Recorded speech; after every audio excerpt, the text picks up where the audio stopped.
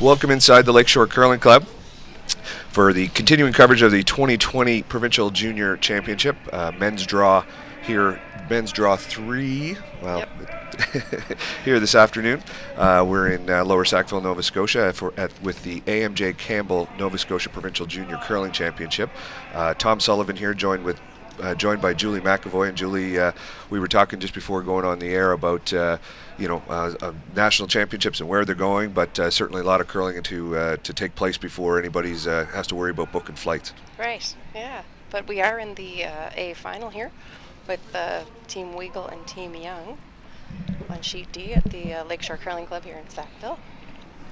And based on the results of the draw to the button, Weagle with hammer here. So it was Team Young throwing one in the rings first, Weagle throwing the corner guard, and then Young following up with the center guard. So bringing you up to speed on what's going on. So now Team Weagle with their second rock of the end. A little tap that blue out, and looks like they're sitting fairly open. Hard to see from our vantage point. Yeah, it does appear to be. I've got a few inches. I'm a little further, a little closer behind the sheet, but it does appear to be relatively open. In talking with a couple of the coaches before the game, it seems the ice conditions have been very good, very consistent. Everybody's happy with how that's going, and so we're looking forward to 10 ends of great shot making here. Yeah, they were. I was here for the draw before this for the ladies, the junior girls draw, and it looked like the hug-to-hug time was about 15 for a draw. So a little bit of a miscue there by Team Young's second. Yeah, excuse me, just trying to get organized here. Yeah, Chris Churchill just with a roll out there, so opportunity now for Team Weagle and second stone Jeff Marr to get something behind cover.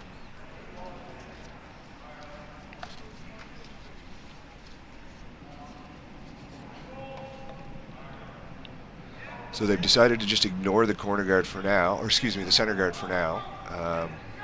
And appears to be a second corner guard that they're going to end up with. I think they were trying to go around that corner, probably, Julie? Yeah, it looks like it, and it looks like they were just a little light there and have some staggered guards now over on the corner.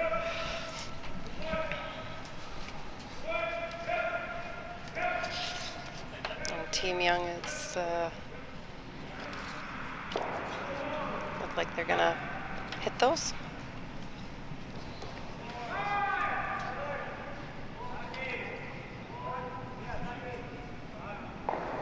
And Churchill will get one of those and roll his shooter out. So kind of back to the same scenario as we were just looking at 2 rocks ago, where Weagle looking to come around that corner guard once again. Yeah.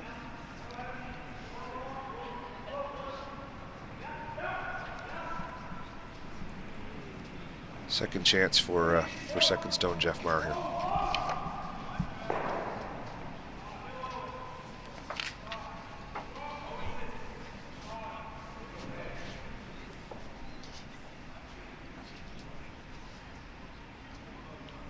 Sweepers aren't on it yet.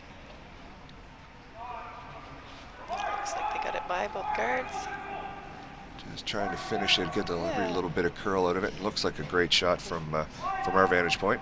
Yeah, right behind the corner guard. Weagle sitting 1.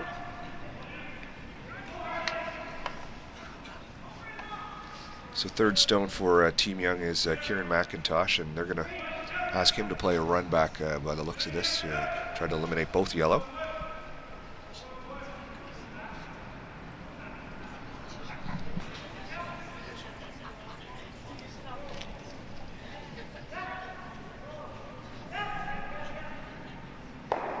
And a well-executed run back. Yeah. And so we were also chatting just before getting on air about, so we're looking at here in this game the defending champions in Team Weagle, and I guess what we would say is a strong up-and-coming team in Team Young, as far as they are the under-18 defending champions versus the reigning provincial junior champions. So it's this would definitely be what we would consider two of the favorites to be playing in a championship game here. Yeah. And Team Weagle, I believe, yeah, they're the defending champs, and I believe they've added a different lead this year from last year. That would be Scott. I think they're brothers here, Scott and Graham, who Graham calls the game, but he throws third rocks for this Team Weagle. Also of note, it is the skip who calls the game as Graham Weagle throws third stones, and Owen Purcell who sweeps first few, and he'll hold the broom for Graham and then throw the final two. Really working this one into the top 8 foot here, and it looks like they got a piece behind, and fairly well covered. Yeah, actually almost directly behind now that I stretch my neck a little bit.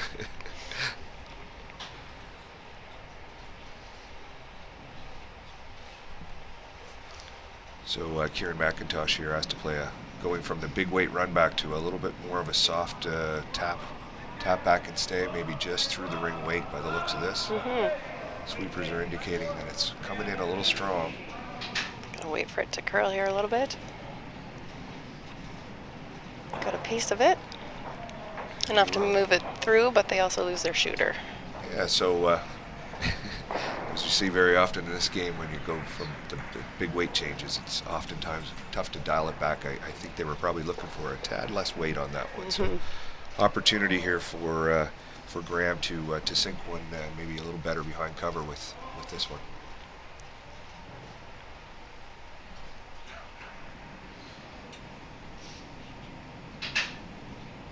Team Weagle with hammer in this first end, looking to get on the board early and take early control of this game. Yeah, it was nice to see both teams throw some guards right off the bat. Take advantage of that 5-rock rule and get some rocks in play. This one just not curling enough, or are we a little heavy? It seems to be hanging out there. They're just... Yeah, the weight was good. So wasting no time here, Ethan Young getting the broom down and going to play a hit and roll. It seemed to be indicating there's lots of room to take this out and get a roll behind that center guard and potentially set up a steal or a force. Force, yep.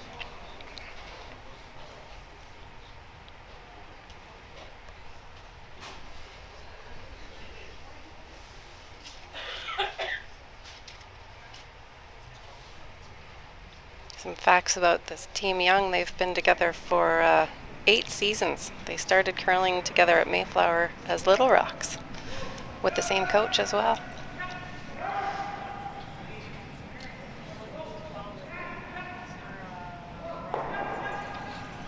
So just on and off it all the whole way down. It's usually a good sign. Yeah, a little roll in and behind the guard there. I think they've rolled a little right bit between the two guards, but I don't know how much space there is there. It looks accessible, but it's which turn, because it's almost like you'd have to play the wrong turn through the port, you know, with the high guard being the center guard. You'd almost have to play the wrong turn to, you know, which makes the hole smaller, obviously. You mean the wrong turn because it's going to be curling away from the shot rock, or the other turn? In order to curl into the shot rock, you have to throw towards that high guard and curl away from it. So it's going to be interesting to see what how they do with this, and that's what they're going to do. They're going to play off the center line here. So the treacherous part is going to be get it off the line to get by that high center before.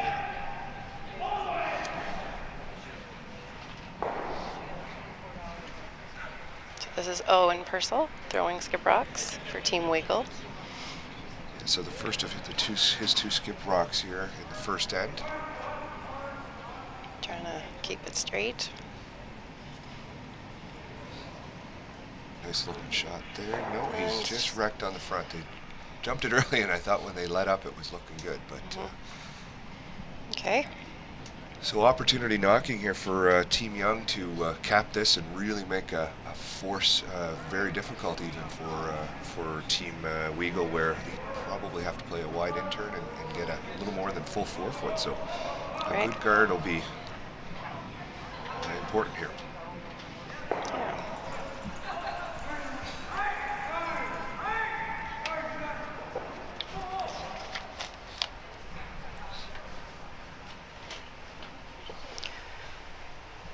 So these guys have been to 2 national events in 2019. They were Team Nova Scotia at the Winter Games, the Canada Winter Games in Red Deer, and Team Nova Scotia 2 at the U18 Nationals in Sherwood Park, Alberta. So a little younger, but certainly not lacking experience, this Team Young, so we'll... Yep, they won 2 events as well, Moncton and Lakeshore. They've got a nice looking guard coming in here. They're hoping it stops. It doesn't overcurl a bit. It may have... Overcurl just a little bit. Everybody's taking a close look, and Purcell's on his way down the ice, so... It seems like the decision's been made, but we'll just wait and see where they put the broom. It looks like I think he can get enough of it to peel it out. And blank the end. Take hammer into the second.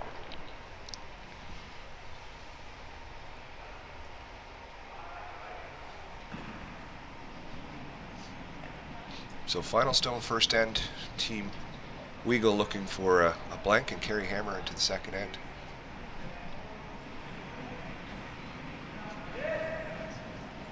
All right, hard on the sweep right out of his hand.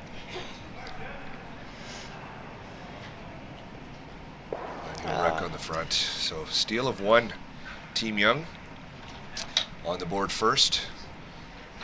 So that'll be hammer for Weagle in the second end, but not the way they wanted it.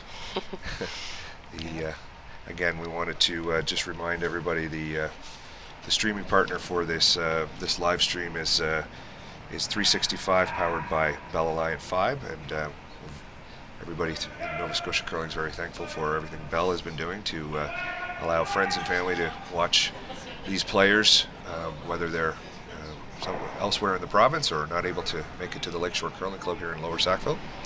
Yeah. We'll just, we've got an update from Sheet B. There was a blank, it looks like, in the first end between, let's see, Strang and Lowen. Lowen, okay. Don't have my glasses on.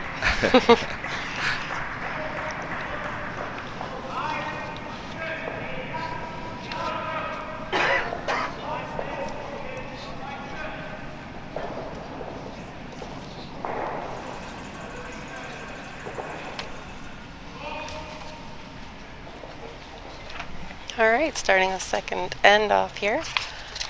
Team Young throws it in to top button. It worked on the first end. They managed to get a steal out of it, so I guess if it isn't broke, no point in fixing it. And just let everybody know, we're also, this would be the A qualifier final, so the winner of this game is going to be guaranteed a spot in the playoffs. And then they continue down. It's kind of difficult to explain by over a telecast, but if you visit the Nova Scotia Curling Association website, everything would be updated. But the winner of this game is going to punch their ticket to the championship, but doesn't mean that they're done. They continue battling in the other brackets, and they can actually get multiple tickets to the playoffs, which and then there's a whole formula on who plays who and who gets buys and all that sort of stuff. So don't want to overcomplicate it, but a little bit of a mistake there by Team Weagle slipping into the rings on their corner guard attempt. Right. So now Team Young can hit that. Possibly set 2 here.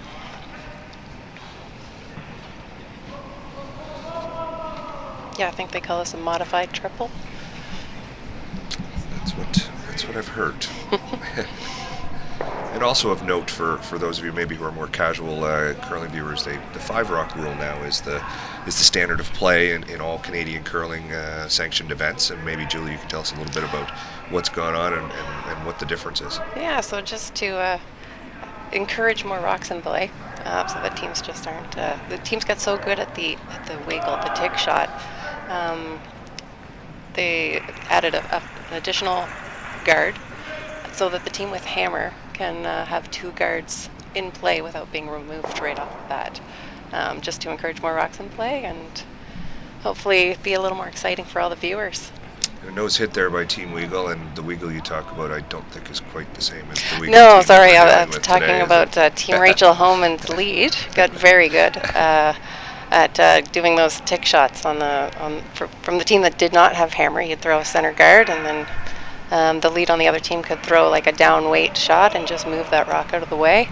and kind of take those guards out of play. So you can still do that, but you can still do that now with corner guards, but a little more difficult. And certainly, in my experience with some of the men's game, that the big weight and the hitting is, before it was, you'd get 2 center guards without hammer, but only 1 corner guard with hammer. And so now, when you throw up that second corner guard, very often the skill level of the big weight, they were able to peel both corner guards in the same shot if they weren't perfect. They were so good. So having those 2 corner guards in the as free guards is has really added to the offense in certainly in the men's game as well. Yes, that was an issue. And it's interesting. Different teams have, we've kind of all been experimenting with it in the last year and this season. So it's interesting to see how teams decide to do it. Like if you're down points, you're usually going to try and take advantage of those 2 corner guards. But some teams have been putting the corner guards on the same side, and others have been splitting it. So it's just interesting to see how people decide to play it.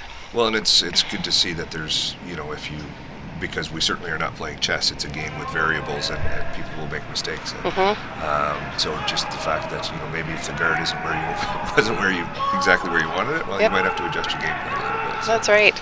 But we've seen a lot more high-scoring games, high-scoring ends this season. Just with a lot more, like a 3 is now very easy. I'm not going to say easy, but it's a lot more doable now with those extra guards you can have in play. So interesting spot. It looks like we're going to have a bit of an open end here, but chance for Team Weagle to get a nose hit and get a guard out of it, which would mean Team Young can't hit it. And they can roll in, a little bit of a more difficult shot though. So a chance for maybe Team Weagle to convert to a little more offense as opposed to just kind of trying to bail out from that miscue by lead Scott Weagle slipping into the rings there on his first stone. This one's going to roll out, I think. A little bit of a missed opportunity there. So a chance for Team Young to, they're going to split the rings by the looks of it and play for the force. Yeah.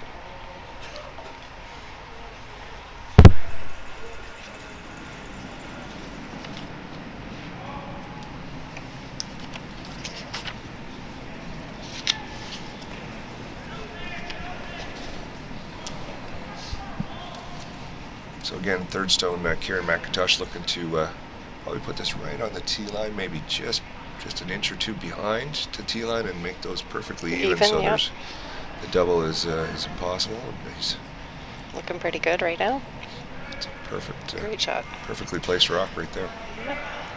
We have an update on sheet E. They had a lot of rocks in play on the first end, but it looks like McIsaac came away with 3 in that end, so they take a 3-0 lead over Team Mosier there in the second with lots of rocks in play again. Team Mosier seems to be having to bail out again here. So.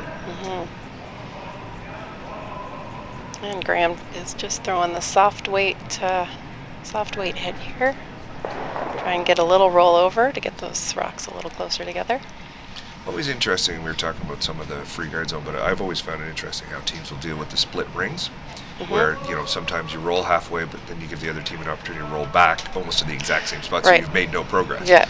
Whereas some teams will just nose hit it and kind of say, you know what, we'll just trade nose hits for 2 or 3 rocks, and then the angle could be sufficient for that double. Right. So it's personal preference, I guess. And a little roll to the center line, so that looks like that might be gettable if. Yeah, it does. The double is definitely there. If Graham wants to really rifle one here.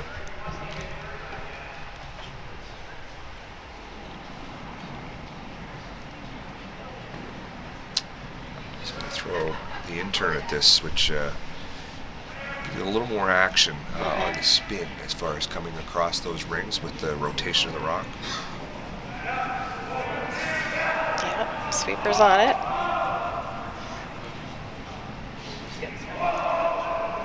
There we go. And just enough. Great shot there by Graham Weagle.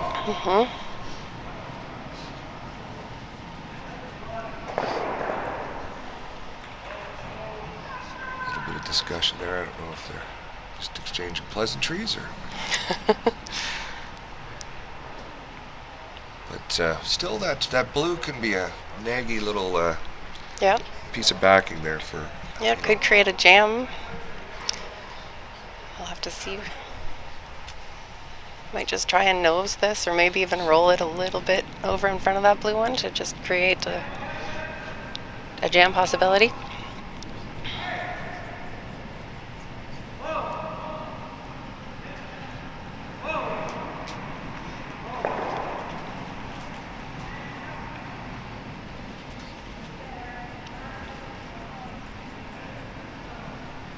So skip Ethan Young here, just looking for a nose hit, sweeping the whole way.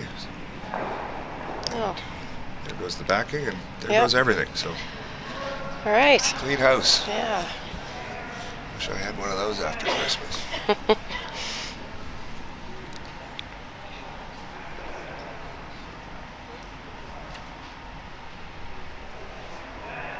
This is Owen's first one. Yep. So he's just gonna get his draw weight down here. Nice to throw a draw, get that out of the way, get a good feel for it.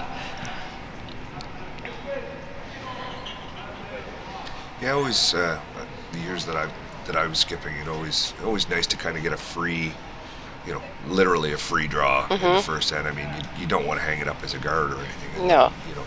Let your opposition snap one behind cover, but just to be able to get that kind of in the back pocket in a game situation. They practice. They've got 8 minutes of practice 8 minutes, before, yeah. and it's it does get you the feel, but the game mode is just a little bit different, and the conditions tend to change quite rapidly in the first 2 to 3 ends. So Little trying to hang on, and just a hair heavy there, I think, from our so view. Ethan, yeah, just through. Ethan's gonna play a straight freeze right to this one, so even though it's out of play, it can serve as a backer for him and allow him to, again, make things a little more difficult. We talked about even a perfect freeze these days is still removable, but Yep. it would, we want him. Ethan wants to make the difficulty level as high as possible for Owen in his last draw. Right.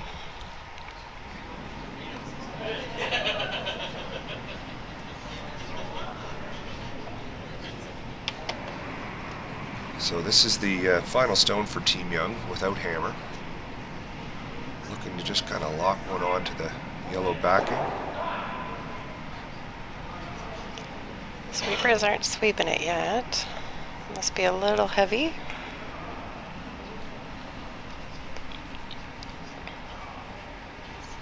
It's definitely coming in strong. Okay. And So Owen has to deal with this one. Looking for the blank here, I'd say, so they can take hammer into the third end and try and get multiples.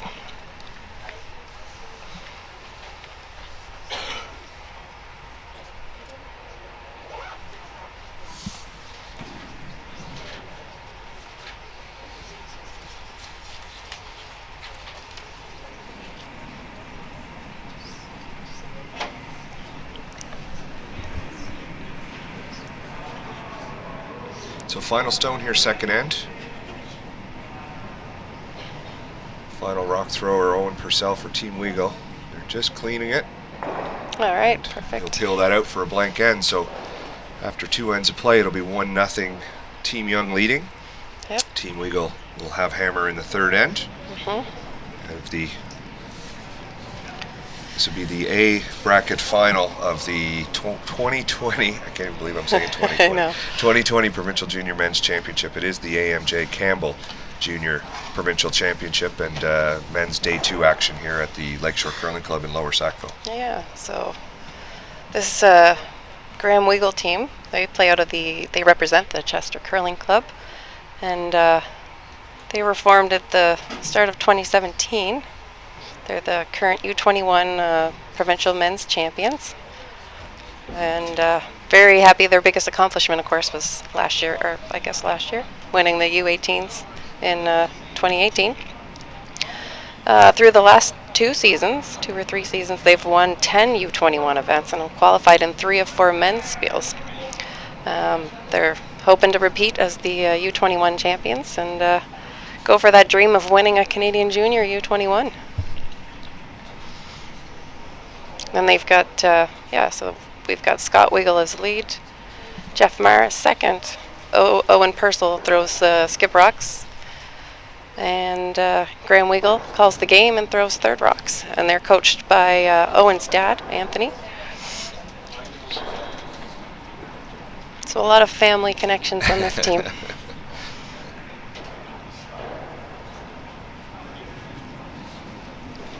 So no surprise, Team Young going top 4 foot with their first one.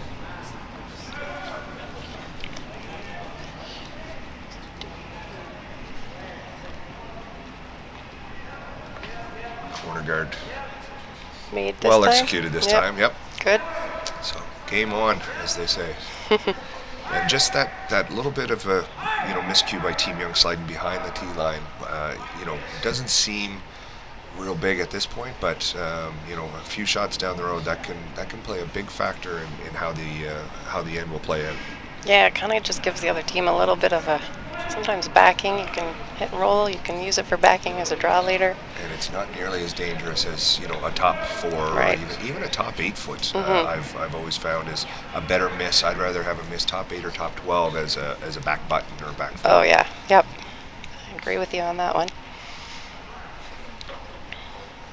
So they called the center guard here. Right center, and they swept it right to the end. They're trying to get a little bit of curl, and it looks from like it didn't slide in, but let's see what he. Well, he's not hitting it, so it must be out. I would think he would hit it if if they were sure it was in. So Scott's being asked to draw around that guard and come to the rock at the back 4 here, back right behind the tee.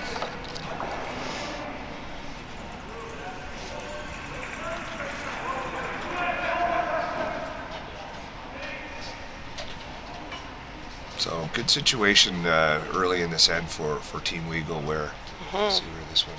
Great, nice freeze there. Nice shot. Where they really kind of have 2 offensive opportunities, where they have the corner guard, they had that tight center with the backing. So so Team Young is now going to try and freeze to that one. And their second stone's Chris Churchill. So Chris has had a few touch shots, so hopefully he should have his draw weight well in hand.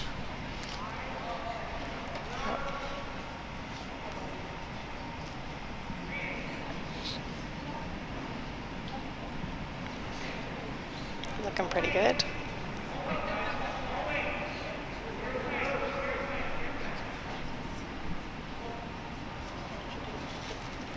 Oh, that's a great rock right there. Yeah. All right.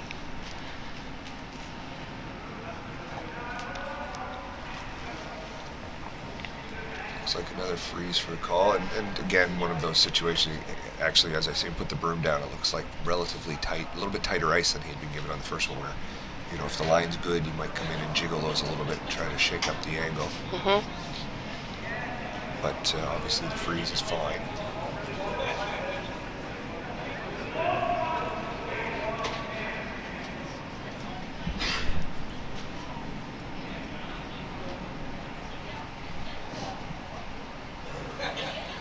Lots of weight here. Just don't want to roll off. Oh goodness! Don't want to roll off. Yeah. So that's although it's it looks like it's in the 4 foot. That's a miss. That's a mistake. That slash double is available in about. It is. Yeah. Half a rock. That seems to be the call. Yeah, so just as you're looking at the screen there on the right-hand side, it's just the right-hand side of that rock, about maybe a little less than half a rock, and both of these will go.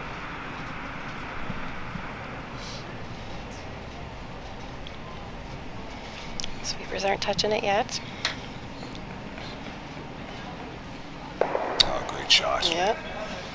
Great shot. It's always one of those that Yeah. you can always hit it a little thinner than you think, Yeah. and then that spin that comes off of that rock, the first rock that you hit, will usually carry it out of play. So great shot there.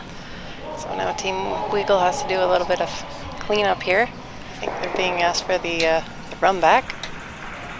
Yeah, Jeff Barr being asked to play a little intern straight back here, short run back. I expect this one to be close. Get some rocks moving. Got brush to it though. Oh. Had to curl a little bit more there. Jinxed him maybe.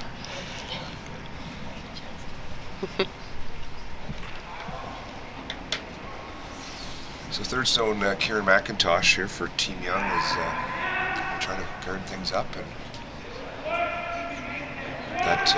that slash double, as we've said, the roll off and then the slash double really changed this end around, where it was early in the end was all Team Weagle and then advantage Team Weagle, and then it's amazing how 2 shots can really change the perspective of the end. Yep, so true. Team Weagle now chasing a little bit to try and see if they can get not 2, maybe 1, or not give up a steal. Yeah, well, you're looking at right now. Yeah, don't give up a steal. Is the game plan at this point. Yeah. Yeah, scoring two would be a miracle, but just make sure you score. Yeah. So a little different flow with this kind of a lineup where the person calling the game is throwing third stone, so we kind of get that little bit of break here now, and then and then the final stones tend to the skip stones tend to get executed a little quicker, and often we'll see that the skip will come right down to the other end if it's not going to be a very complicated situation, sort of entrust the person holding the broom to make the decision, or at least communicate from the other end and not have to be too complicated. Yeah. This obviously is these are going to be 4 important shots here for Team Weagle, so they want to make sure they get it right. So just we'll play a little soft hit and roll on that top 4-foot rock. Just try to roll T-line to the side of the 4-foot and hopefully still lie shot. Right, because it looks like Team Young's guard attempt over curled just a little bit, so they have access to those to that blue one on the 4-foot.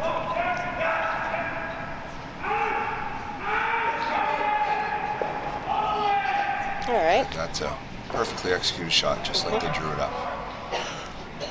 So, and a great call as well, where they're putting Team Young now in a situation that if they want to roll back behind cover, in all likelihood they're going to be on the T line or behind the T line. Yep. So this could flip into an opportunity to score 2 here if Team Weagle rolls a little too far.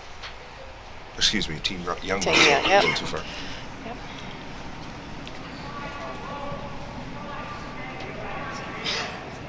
He's a little strong out of his hand. Sweepers are indicating a little heavy here, so. May not curl where I want it to. All right. It's right on the nose. Yeah. So a couple of choices here for Team Weagle. He's looking at that. He played the hit and roll, which safe call. He could just ignore that altogether and play a freeze or come around. A little early in the game, I think, maybe to start ignoring rocks in the 4-foot. Yep. So I certainly would encourage this as a good call. Softer weight probably to allow the sweepers to control that roll. Yeah, you want to make sure this rock stays in the house. Doesn't necessarily have to be shot rock. Nice to be shot rock, but he does have lots of room to roll on that side. You've got a blue guard up there and then your yellow corner guard that they threw up early in the end.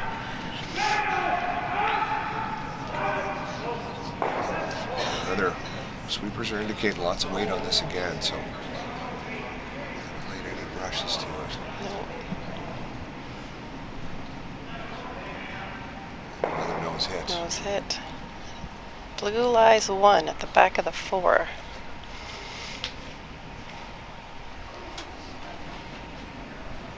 And we are on our Team Young skip rocks. You are correct. This will be the first for Ethan Young of his 2 this end.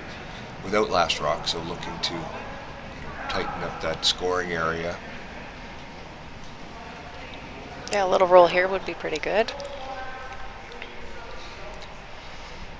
Yeah, and they've seen the line a few times, so you know, I think just getting that weight matched up with the broom, where a couple of overthrows, one by Team Young, one by Team Weagle, just a little heavy on weight. They just get that either tighten up the broom and just don't change the weight, or take a little off and put it in your sweeper's hands. Yep.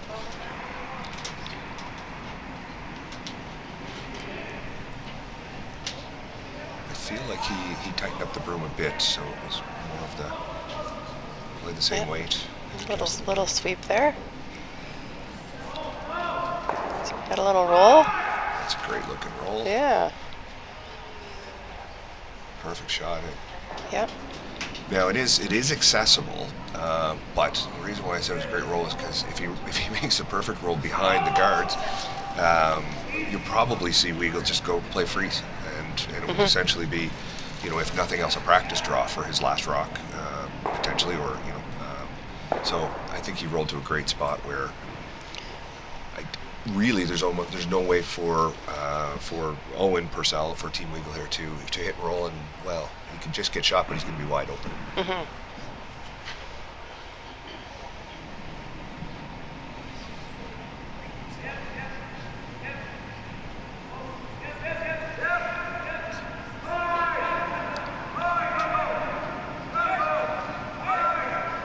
Nice controlled weight here.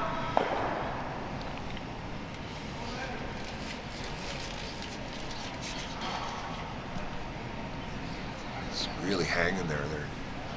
They're trying to sweep to get a little bit more curl, and he's just slide by. Yep. Okay.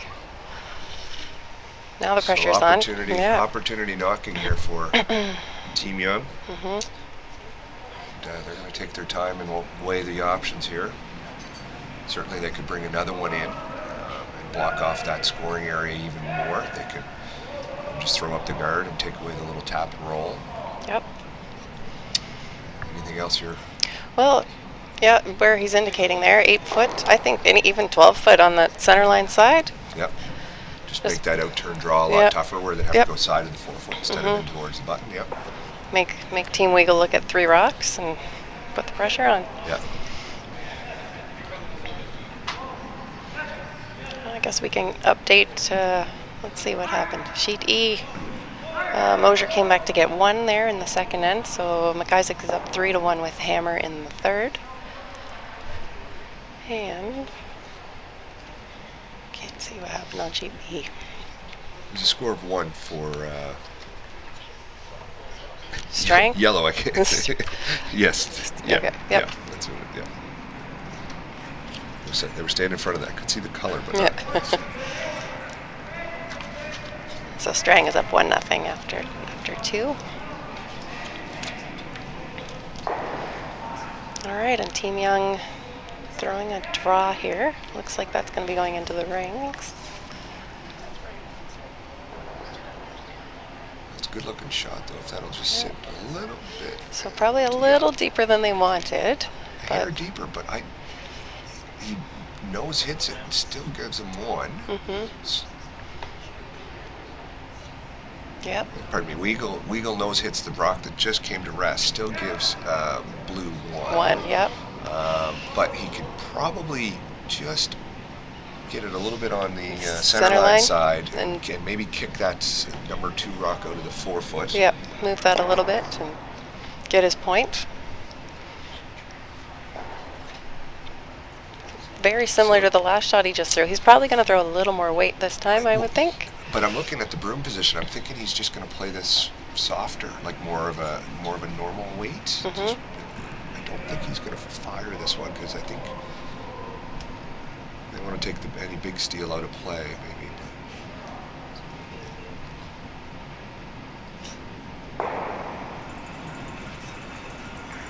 So just a controlled, normal kind of weight.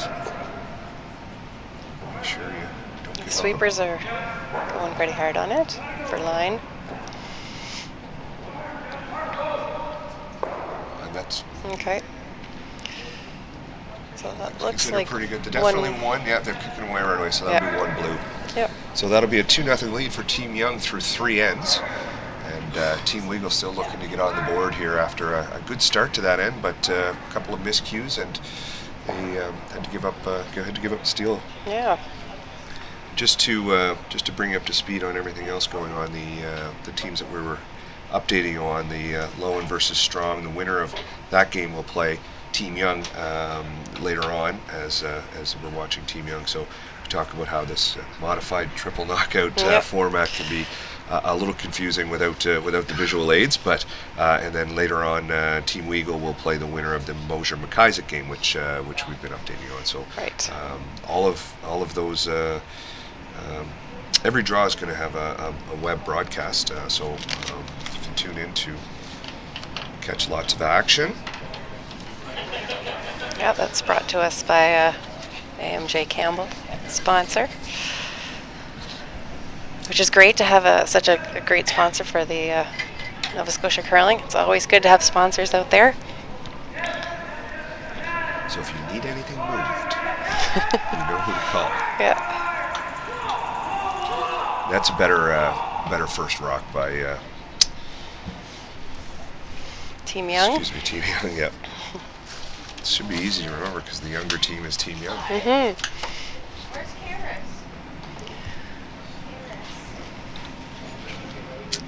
So Team Weagle calling for that corner guard again. Yeah, so they're definitely going to have to, keep the pedal down here and try to generate some offense.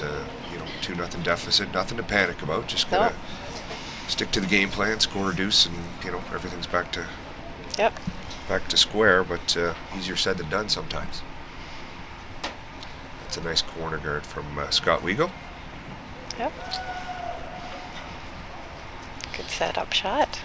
See, Team Young's going to call the center guard. Yeah, and I think they'll want Aiden Cavanaugh here lead for Team Young to get this just a little higher up. The last couple guards have been right on top of the rings, very short run backs. So something a little more, not just Halfway, inside of halfway, halfway to tight. Just gives you a little bit of breathing room to work around. Yeah, that corner guard didn't curl quite as much as they wanted it to. I'm guessing that yellow rock, it's might get in his way later if he had to make a draw on that side. And it also makes it a little tight to come around it down the center line. So that's pretty much gone now with the center guard being made. High center guard. Aiden will pull that one up a little short. That's a high center guard, not where they wanted it. A little bit of an overcurl as well. So slight miscue there. Weagle's calling hack weight, was it? Looks Yeah. like a hack weight shot. Just kind of bump that back and maybe hopefully get the roll over behind their corner guard. Move things around a little. Yeah, I think he's just going to try to roll open here, though. Okay. But that would force Team Young to make a decision whether they want to hit it or ignore it. And that's a All right. well-executed shot there. Scott?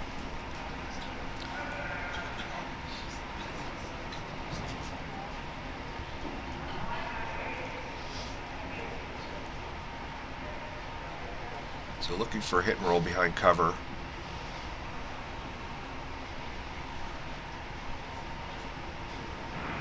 So Team Young not having had last rock yet this game, but it's for good reason. Scored single in the first end, blanked the second, and scored a single in the third. So all going well for Team Young's game plan. Oh, and that's a bit A lot of curl on that one, yeah. Yeah. Just looked a little soft. All right. Come around on the center line. Yeah, as you said, Julie, that corner guard didn't quite get out far enough, so if they want to go around it, they'd almost have to come around at the wide side, which tends not to be a favorite shot of most curlers. So they're going to use this center guard to come around for this one. Yep.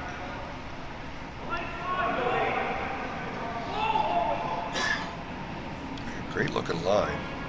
Yep. Start to get over that center line.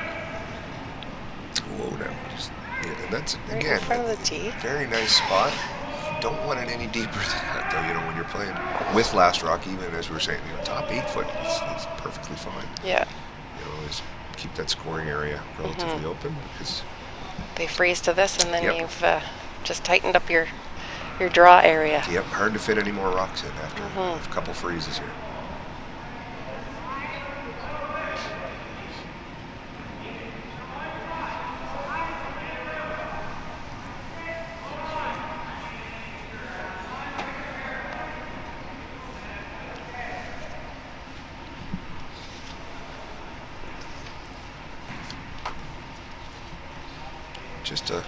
That's a good spot, top 8 foot. Yep. They can move that up a bit. Something. It's in a position that Team Weagle has to deal with it. Yeah. So we're on second rocks here. Yeah. So Jeff Marr, his second one, and just an interesting fact here: he's a national level paddling/rowing champion. Multi-sport athlete. Yeah, and also studying engineering at Dalhousie in his 3rd year. So this is going to be Jeff Marr trying the freeze here for Team Weagle. Again, I like it. Oh, he's just wrecked on the front. That might have caught something. They were pretty casual about it coming down, and then all of a sudden we're on it. So I have a feeling that might have done some unnatural things.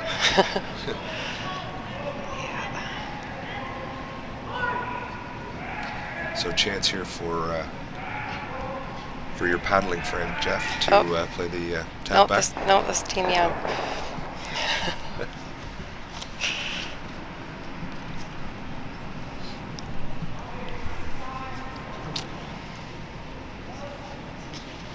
Sorry, Kieran McIntosh here trying the straight back raise. Yep. And he'll make it very nice. Yeah.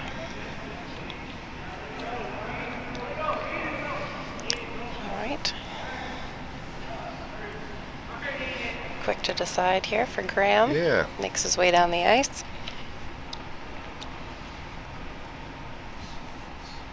Yeah, that little raise there by Kieran really is fully buried. There's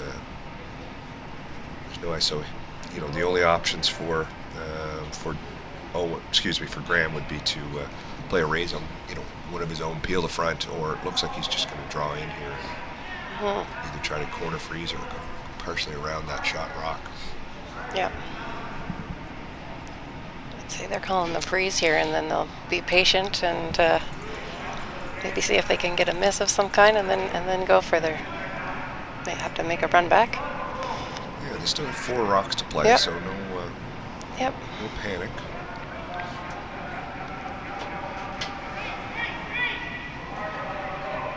Just by that wide corner, he'll go around, and he'll just rub off. Yeah. Tried to audible it a little bit, I think, and just try to tuck around that shot rock. I think that should be fairly open for Team Young.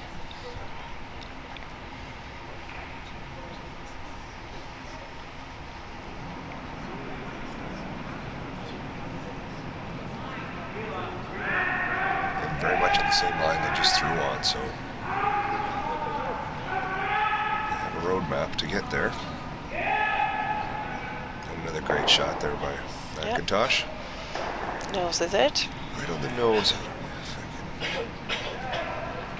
Okay, so I seem to think they've got a little bit of the, as you're looking at the screen, it would be the right-hand rock. Oh, we just lost it. The right-hand rock, and which is number 2. Yeah, as you're looking at it, the right-hand rock, which is number 2, and then onto the shot rock and try to get them both moving. I don't know if they could kill them both, but maybe just enough to push them behind the tee line, maybe get them out of the way and open up that scoring area a bit. Yeah. Still talking about what they want to do here.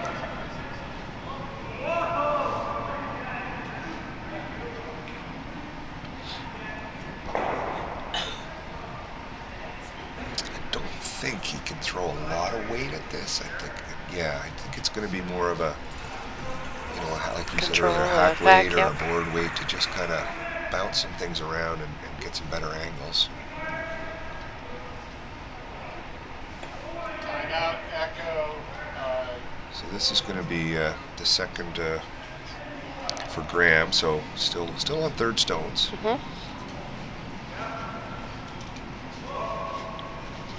Team Weagle with Last Rock looking to try to set something up here to get. Yeah, they're sweeping to try and get it to curl a little bit. Pretty good shot. There is a guard up there. That Don't know if they managed to get shot rock out of that or not. And looks like it might be blue, but I'm not sure. Pretty close. If I was putting any nickels on it, I think I'd be putting it on blue. But angles can be deceiving. We're fortunate from where we're sitting that we've got the in-club overhead camera that we can see. So it's as you're looking at it, it's the yellow being at kind of that 12 o'clock position, and the blue at the 11. Looks like the blue has it right now, but the yellow is pretty open. A nose hit.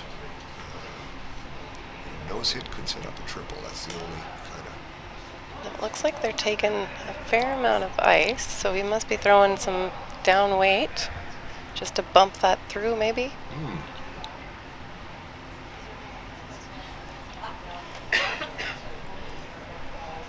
Look, you just cross nose a bit. It seems like a lot of ice for over curl nose, but.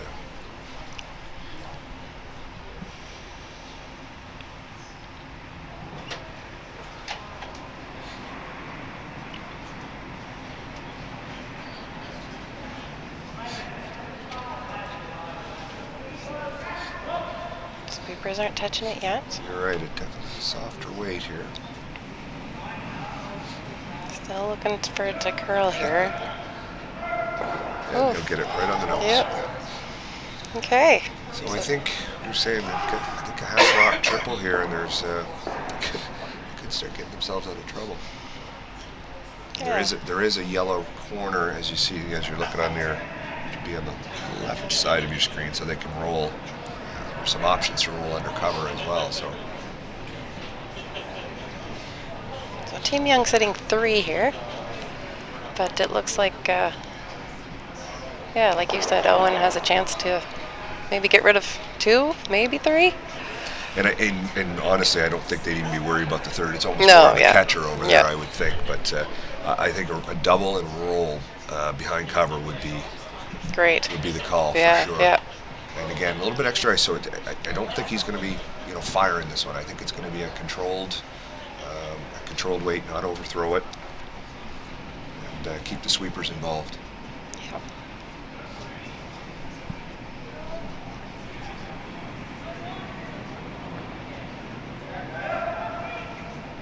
Now the sweepers are on that pretty early.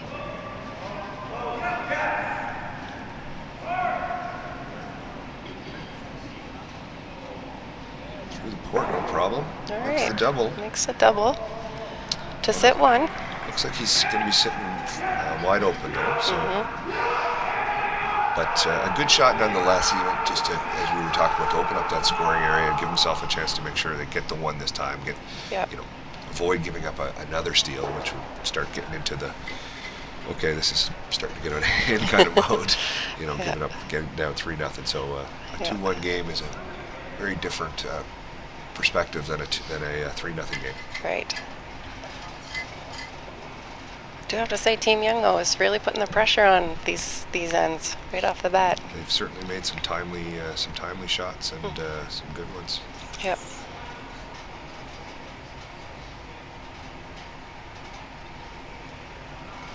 So without Last Rock advantage here, this is going to be the final stone for Team Young. Ethan Young here, looking for a nose hit, I would think, to make it as difficult as possible for Team Weagle to score. Yeah. And I don't know if our viewers have noticed, but this is Aiden Kavanaugh that's holding the broom for him. Just Okay, rolls over. Yep. So not bad. Take it. Yeah. Not the way they drew it up. I don't think it's the way they drew it up, but going to force Owen Purcell here to draw a piece of the 8-foot, but he does have to navigate through the guards and get through that port. They haven't been playing through the port the whole end, so or in that area, I should say, that end, the whole end. So we expect they know this line and just match it up with the weight. Yep. Needs to get to the 8-foot. So final stone here, fourth end. Team Weagle looking to get on the board here with a single.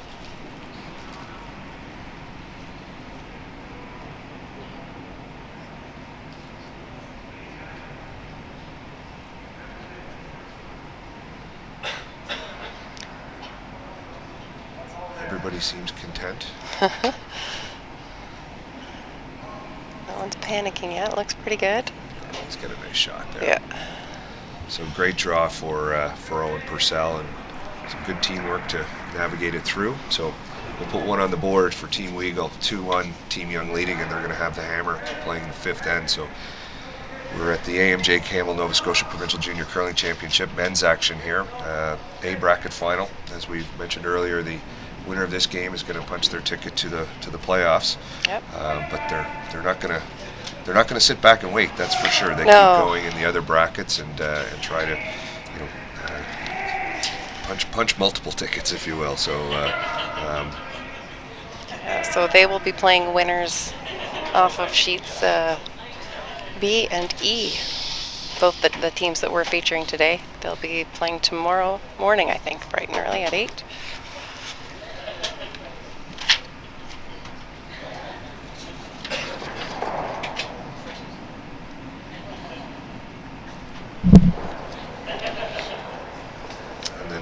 women's draw will follow this 8 p.m. tonight, and you can tune in again to the webcast. Our streaming partner is 365 Live, powered by Bell Alliant 5, and they will be broadcasting 2 games tonight. Pardon me, 1 game tonight. Yep, that's also the Women's A qualifier. That's looks like it's going to be Team Stevens versus Team Notting. So same situation as the game we're broadcasting now, where the winner of that game will guarantee themselves a spot in the playoffs. Yep. All right, so starting off the fifth end, we've got Team Weagle threw up the center guard. Team Young looking to come around it. Just sneaked by.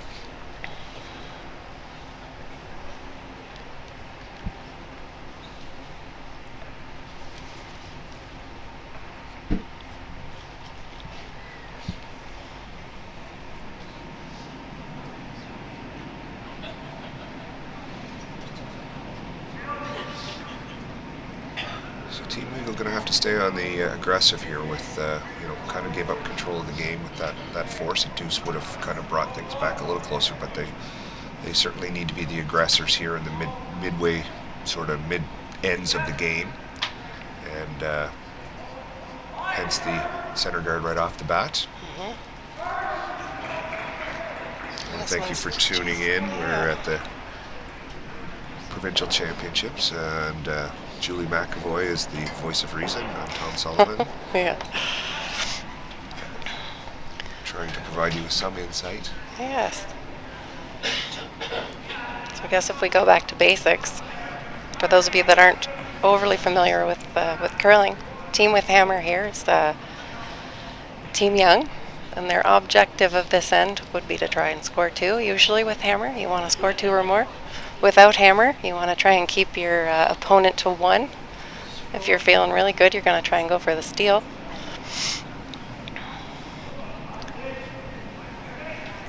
And even, in their situation with solid control of the game at this point, the making sure you score analogy comes into a lot of conversations I've found over the years, that it's, and then not to say you're not going to go for 2 if the opportunity presents itself, but the number one priority is making sure that, you're the one putting points on the board. Hopefully more than one, but at least one. Right. Midway through the game, fifth end, you're not really thinking about end management quite yet. You start thinking about that in the sixth end, and those even ends become a little more important. Not more important, but you'd like to try and score in the even ends later in the game.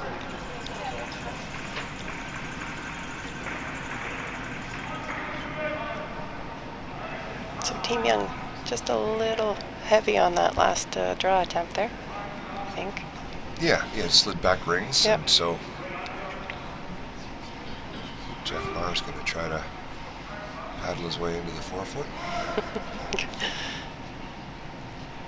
Which it looks pretty good. That's a great shot. Yeah.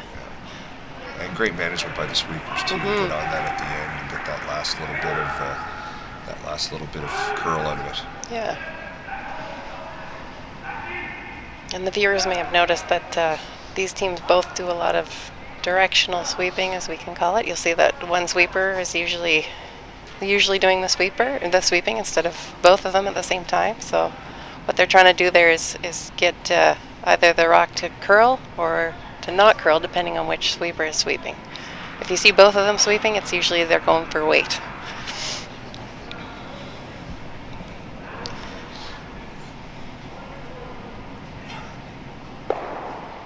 And just a straight peel. Yep.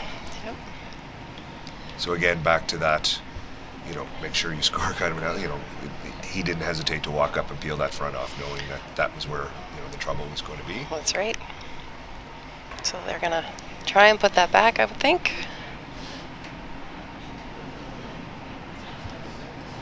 Team Weagle has a rock biting the forefoot, so they're gonna try and throw up a guard. Make Team Young deal with that.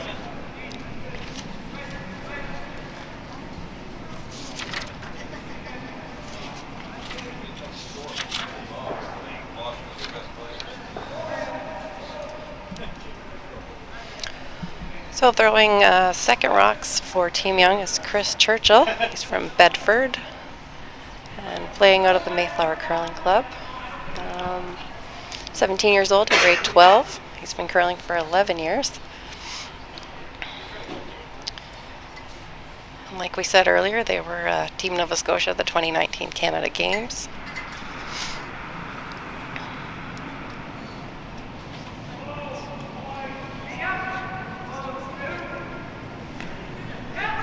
Clean up the front here a little bit. Oh. Jam it back there. That got rid of that yellow one off the forefoot. Yeah. Nice little run back, yep. Trying to jump between screens and look around bodies and stuff. We don't quite have a perfect vantage point, so it's reactions might be a little delayed. Well, mine might be a little delayed. So Team Young is currently sitting one behind some guards on the center line.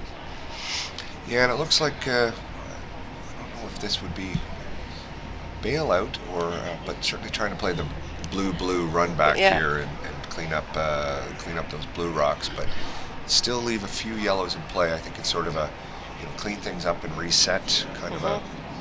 I think if he hits this right on the nose, should be able to get rid of both blues. And leave the center line, fairly well guarded. Oh. Jam it straight. Yeah.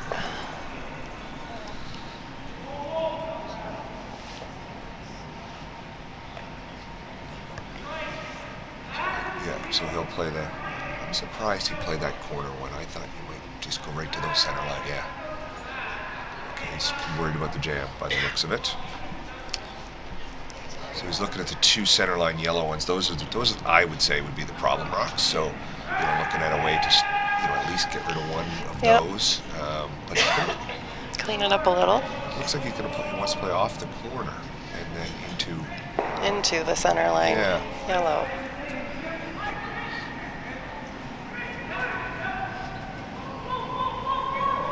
So trying to keep that rock from curling too hard. Got the sweepers. One sweeper.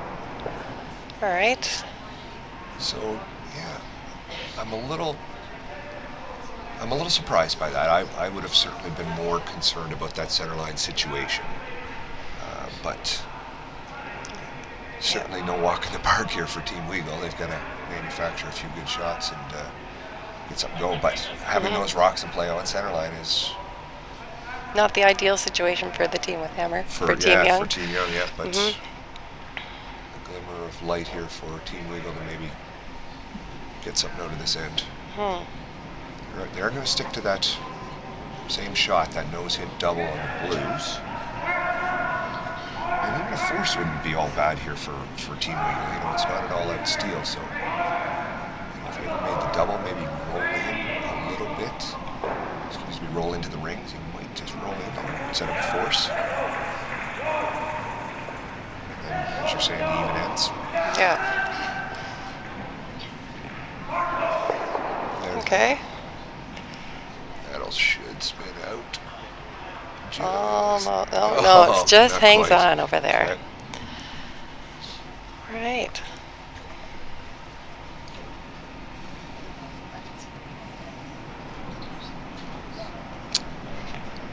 So Kieran McIntosh throwing third stones here for Team Young. This will be his second of the end. And they're gonna clean up some of that front yellow. Yep. I think they can definitely get three moving here. I don't know if they can get them all out of play, but they can definitely kill two of them. Kieran's from Halifax, curls out of Mayflower with his team, and he is 16 years old, currently in grade 11. He'll make the double. Okay. Does leave the shooter out front. He got it a little bit off center line, so not as bad as it was. Still not a bad opportunity here for Team Weagle to get a rock in a steal position, or at least in a solid force position. So he does have a choice here. He's going to play the draw. He could hit if he wanted to.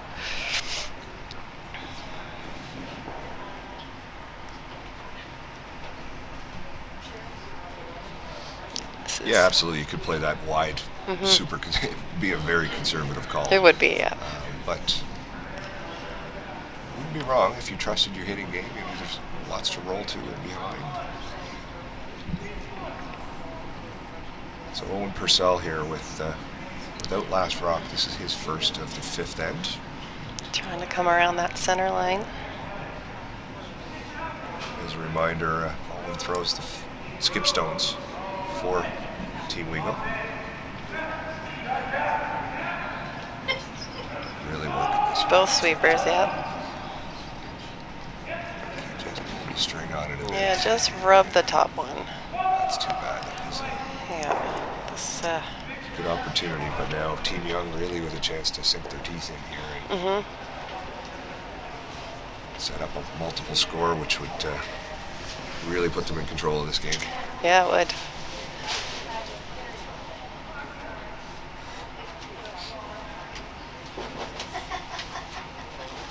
Just talking over the options, looks like they can. How far do they want to roll? Do they want to roll? Well, I think you want to take that yellow tap away. Right. Like if you nose hit this, you've got the, Team Weagle's got that yellow center line one that, they really only have to tap it 2 feet to be shot rock, and then. Right. Now, it's a short run back for two, but probably not the shot you want. You'd much rather have an open hit for two. Yep. So I think you kind of want to roll half buried. Yeah. Behind that yellow would be ideal. Show him just a piece. And cut that draw, that out-turn draw that he just missed. Don't give him another chance to make this. He's probably not going to miss it twice. Right. Okay. So Ethan Young here with his first of his 2 skip stones here in the fifth end. Ethan Young from Hammonds Plains. He's 17 in grade 12. He's going to roll probably a little further than they wanted. But Yeah, decision time here for Weagle. It didn't take much of a decision. Owen Purcell on his way. He stopped and had another look, but it looks Good. like they're playing the hit and roll. Option being you can just play the double, give them the blank, move on to the next end, right? Right. And try to set something up. But a pretty good situation out front where there's two guards. He's got two rocks to roll behind. Yep. So there's. Try and force. Maybe steal.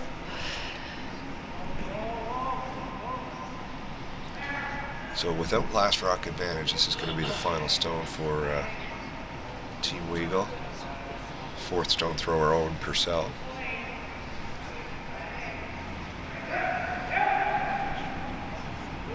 Just looking for a controlled weight hit and roll. Yep.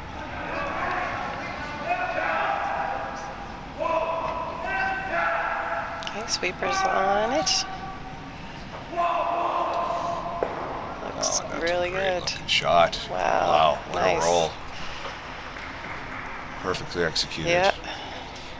So I'm guessing they're going to run their own back here, even though the blue is just it'd be just a slightly longer run back. Yep. Obviously the reward is the potential of scoring two, but at the very least, if you roll out, you still get your one. Make contact and roll out, you still get your one. So. Yep.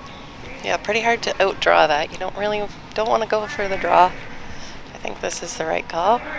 Yeah, and even if you didn't have that little biter on the edge Yep. to score the second, you're probably playing now. You might play the yellow run back just for the blank because it's an easier run back. Yep. But I think absolutely this is the call, and make this, and you've got solid control at going into the fifth end break, and teams playing well. Both teams playing well. Just a couple of shots. Yeah, just one or two. The Yep. third end shifted really quickly. So Yep. after a miss and a nice teammate shot by Team Young. Yep. So here's Ethan's last one. So final stone here, fifth end.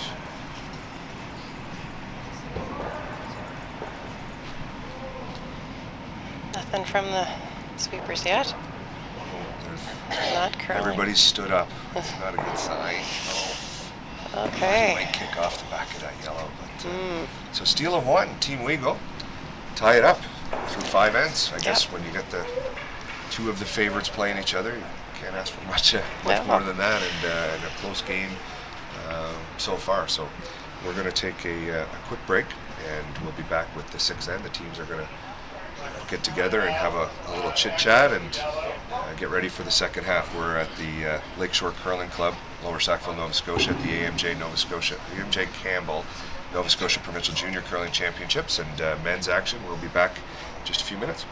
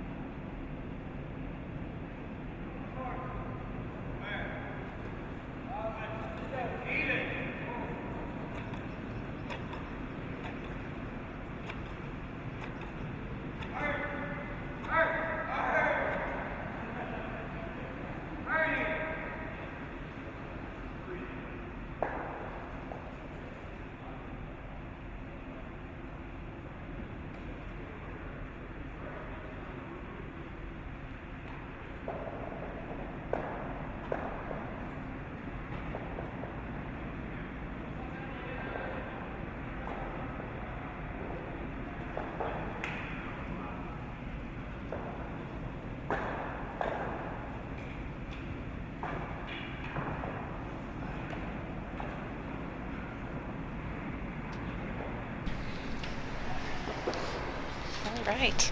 We Well- are back. Welcome back inside the Lakeshore Curling Club. We are bringing you the 2020 AMJ Nova Scotia Provincial Junior Curling Championships, and we've got men's action early this evening. Later this evening, there'll be big A final women's game. And it's the 5th end break. But just starting the 6th end, we've got Team Weagle against Team Young, and all locked up 2 points each. And it's been a back and forth seesaw just with the ends and, and with the scoring. So so Team Young stealing one in the first, and then stealing another in the third to go up 2-0 after blanking the second, and then Team Weagle bouncing back with a score of 1 in the fourth and a steal in the fifth. So all we've really done is traded hammer after 5 ends of curling. That's right. Yeah. I'm Tom Sullivan, joined by Julie McAvoy. We're going to try to keep you informed and mildly entertained for the next hour and 15 minutes or so. Yeah, so each team, I don't think we mentioned this at the start of the game, but each team is on a time clock. They get 38 minutes of thinking time, so we're down to around the halfway mark. They just had the 5th end break, which was a 5-minute break, and they each have 2 timeouts left, 2 90-second timeouts. That includes the time for the coach to get out there. So yeah, everybody's moving things right along. Time looks good. We've got Team Weagle threw up the center guard there without hammer, and it looks like Team Young's first shot a little deep, slid to the back of the house. Yeah, and it seems like, first couple ends, maybe, no matter how many times you play in a provincial or in a big matchup, as we've said, this is, at least on paper, it seems like this is probably going to be 2 of the teams that are going to be, competing in the playoffs and for the championship. So, there's always jitters, whether it's an A final, whether it's a C final, whether it's a provincial final. So, so both teams have kind of settled in here now, and a couple of miscues early both ways, and then a couple of nice shots both ways. So it's going to be really interesting to see how the the second half of this game plays out, and who's going to sort of grab control and string together a couple of shots and get control of the game. Get 2 with hammer. Yeah. First one to score 2 is probably going to put themselves in a good position. So so everything deep so far here. A little bit, yeah. Nice little tap back there by Aiden Cavanaugh.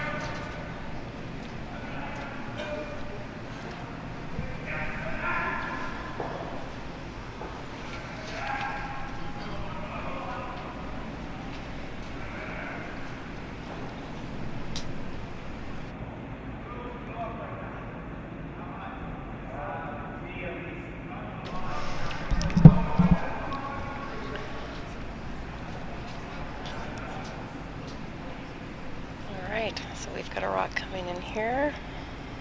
Not Yeah, curling. Coming in a little A heavy. little heavy, yep.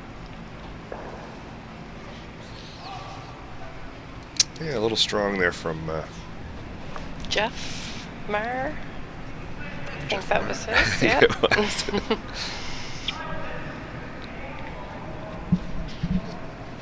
Only took an hour and a half to start finishing each other's sentences.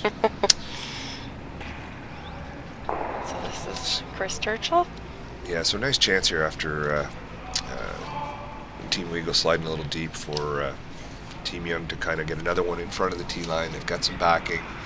I expect they're just gonna freeze another one in here. They don't really need to start moving any of those yellows yet because they're deep. The center line guard is quite high, so early in this end, it certainly would be advantage Team Young. This one's hanging out too. So one of the old comments, because we play all season, you don't get the ice cleaned after the 5th end. They're not out mopping it or whatever. And I must apologize. I did go walk around and was talking to people, so I didn't take a close look. But normally they'll mop the ice after the 5th end, and surprisingly, it can really kind of gloss it over, and it'll come out, and it'll be a half second faster. So all of a sudden, those rocks are sliding 3 feet further, which is kind of what we're seeing here. Yeah, it's very common to see everybody just be a little bit heavy in that sixth end right after the break. So you got to take that extra minute to focus and know that when you get ready to throw those draws. Yeah, and even convince yourself that if it hasn't changed, your sweepers can make up that 3 feet for you. That you don't. To just get that one by. This could be a real good spot here. That's a great shot. Sets up the angle. Yep. So Team Weagle's shot rock at the back of the button. Team Young sitting in front of it. The angles aren't great for Team Young. No, that was a great shot there by Jeff Maher to get that. And sweepers just got that by that long center as well. So just going to peel this off, I guess, and try to open up the scoring area. I guess we can bring the viewers up to date on the other sheets. So on sheet E, we have McIsaac is up 6-1 over Mosier after 5. They're in their 5th end break right now.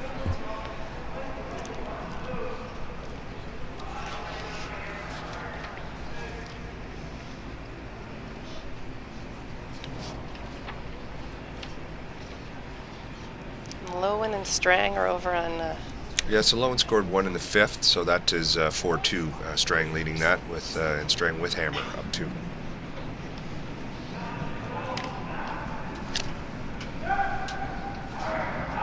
So the peel was made by Team Young. Yeah, so Team Weagle just going to look to replace this one. They'll probably trade a few rocks, guard peel, if both teams are successful in their attempts.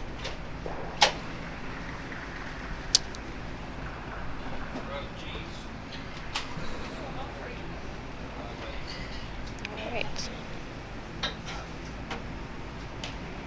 Just always very interested, kind of looking, trying to decipher some of the angles. As we said, they're going to probably guard and peel, but then eventually someone's going to have to make a move.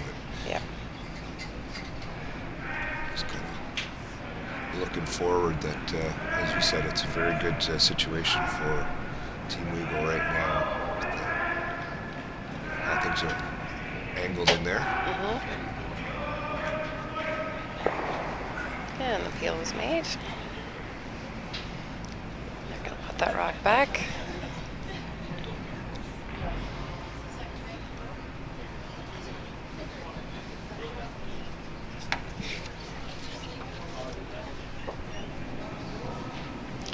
This is Graham Weagle's first shot. He is throwing third rocks for the team, but he skips. He's 20 years old. Won the U18s last year. 5-time provincial champion. And winner of 9 U21 spiels through the 2017 to 2019 season. Looks like they had some big wins this season. The 2019 Oak Island champions, the Nautilus Slam champions, and the winners of the Halifax Curling Club Tune-Up Spiel. They were co-winners in that. Sounds like they've been having a great season, and certainly a great number of years. I've curled against their against Owen's father back when I was still playing. He's been coaching them. My understanding is throughout, and he's done a great job, and they've had a lot of success as a group. Yep. As you mentioned earlier, the lead would be Graham's younger brother Scott joined the team this year. So, but other than that, the three of them have been intact for quite a while. So they're not gonna be flustered by a close game or anything like that. So they've been in this situation many times before. Yep.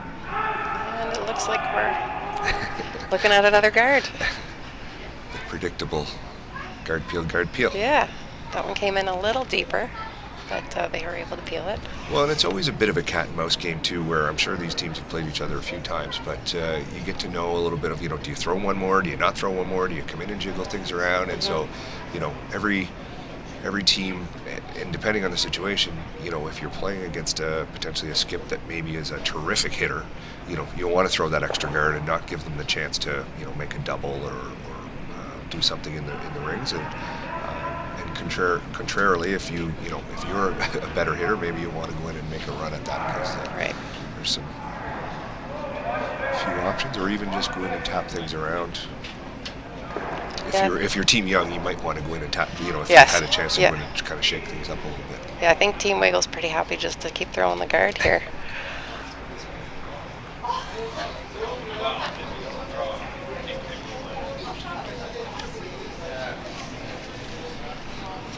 So we are at the sixth end here. They do play 10 ends for those who are maybe more casual. If you watch some of the other curling, 8 ends tends to be more of the the cash spiel and the slams and that sort of thing. But these games are 10 ends, same as they will play at national championships. Yep. Which is going to take place in Langley, BC later on in January. Yeah, not too much later. It starts the 18th of January, so not a lot of time in between the provincial and the national event. It's a pretty quick turnaround for sure. That's barely enough time to get crests sewn on jackets. Or just get jackets. Hopefully Virginia's got those I think they have ready. Yeah. I think we've just called a timeout here on our sheet. There was a lot of discussion there, so Team Young calling the timeout. Yeah, and this is one of those. It's interesting, the game of curling, how it goes, because you have sort of 10 mini games that make up the game. Where I just watching how this is unfolded, I think this could be a turning point kind of a situation where, as you've said, now you're starting to think about even ends.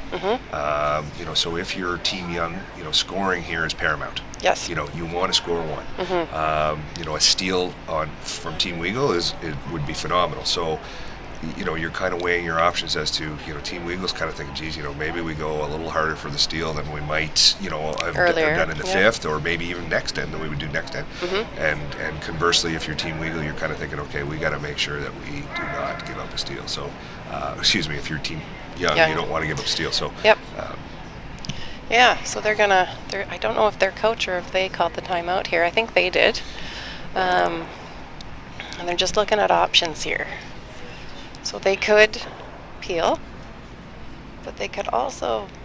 Do you think they're talking about tapping that blue one? I think if you were going to do anything, you probably would want to try. I'm just going to see if you're kind of looking over the shoulder here of the players. But if you play around that center guard, which would be on the left as you're looking at it, so an out turn to a right-handed thrower coming down the sheet, I think you could kind of come in and tap that yellow, tap the blue a little bit, and change the angle on those two that are top button, top forefoot, and maybe kind of free up that top forefoot yellow. That's the one that's the trouble rock right now for Team Young. So they'd want to just shake that angle, maybe just back button weight, back forefoot weight enough to just nose it, and then you'd have 2 rocks, top forefoot, one on the tee line in much better situation than what you're looking at now. Yeah. Again, as you said, they could peel and see what unfolds, because they also have the little. Again, as you're looking at your screen, coming down the right-hand side of that center guard, they'd have the little chip on the blue, which is top button. They could kind of chip that in for one, if you're looking to just kind of score. So that's what I'm looking at. Yeah, it looks like they're talking about that first shot you were talking. They're looking at that first shot you were talking about.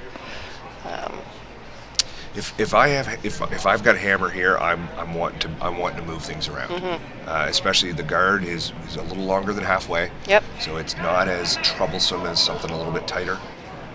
So I'm expecting probably just a soft, back ring weight and a little tap and roll. It's like fairly solid weight. Oh, calling them off. Emphatically. Yeah. Good line coming in. Just a lot of weight. Yeah. Yeah.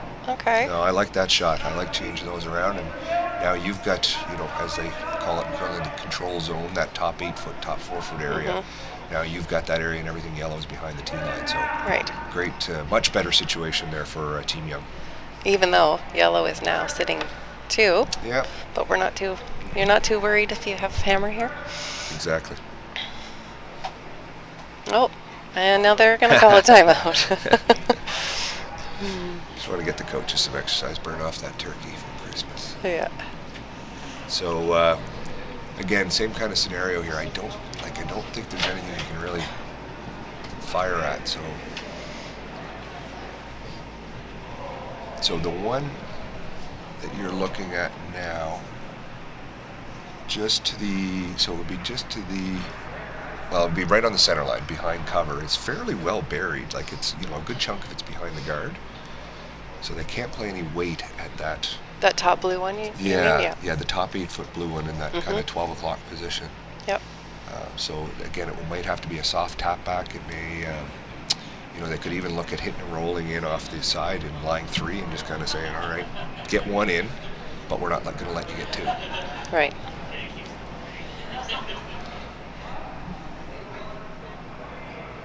So because this is the final stone here for Team Weagle, so.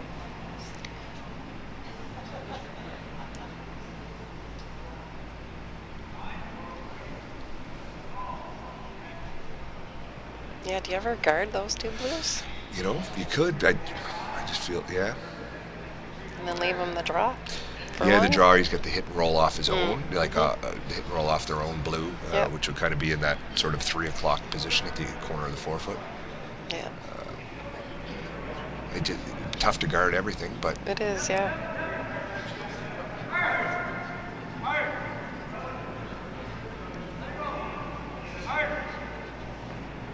Maybe looking at coming off of that one as well, lie 3. Yep. Kind of just sort of give them one. But again, we said one's big here. The steal would be, for Team Weagle, the steal would be huge. Yeah, you could, just draw in 2, I guess. Mm-hmm. Sit 3. Hit that. Freeze the sort of that pocket of the top 2. There's a good timeout because there's a lot of different options here, and I think this is one of those situations that boils down to your preference and what you've been playing, what types of shots your team is best at executing. If you get a great draw team that can freeze, then absolutely, as you said, come right around again or freeze those top blue. You also, sometimes, if you know the team you're playing, you might have a shot that you want to leave them. Absolutely. Or that you don't want to leave them. Yeah. Tends to be more of the latter, I would think. That's a good point. Yeah. We do not want to leave so-and-so of this something or other. Yeah. Yep. So I think they're going to play the little hit and roll off of the, there's the one that we talked about, just about the blue at about 3 o'clock position in the corner of the forefoot. Just roll back 4. Yep. I think they may even be trying to look to roll off of their own up in towards the button. Oh, okay. Yeah. So you think I think that would be a bit of a bonus, but it's going to leave a lot of backing there. But we'll see. Should we expect to see some weight at this one then? Not based on where the broom is. Okay. Edge of the rock usually would indicate just kind of a to roll inside a heavy board or a control. Yep. Okay, trying to sweep it to get it to curl a little bit. And just get the nose hit, so it doesn't really change the situation any. That was No. a bit of a waste. Like when you said throwing a guard up could have, but they were going after it. No, I don't. Do you think there's a shot for more than one? Not really, eh? I don't think so. It's hard to tell if that yellow one he just threw is 1, 2, 3, 4th shot or not. Yeah. And he'd have to play a run, I guess a tap double. Yeah, I'd be tempted to tap the one that would be more on the left of your, as you're looking at it. Now the right. 11 o'clock-ish. Yeah. Yeah. And then that way, if you do get it a little, he's looking at the 4th shot now. Because if you ever put, you're right. If you ever put it through the hole, but anyway, this is. I think this is the call. Yeah. And just probably a nice soft. Yep. Heavy hack kind of weight, soft board. Final stone here, 6th end. Ethan Young looking to get a single with a straight tap.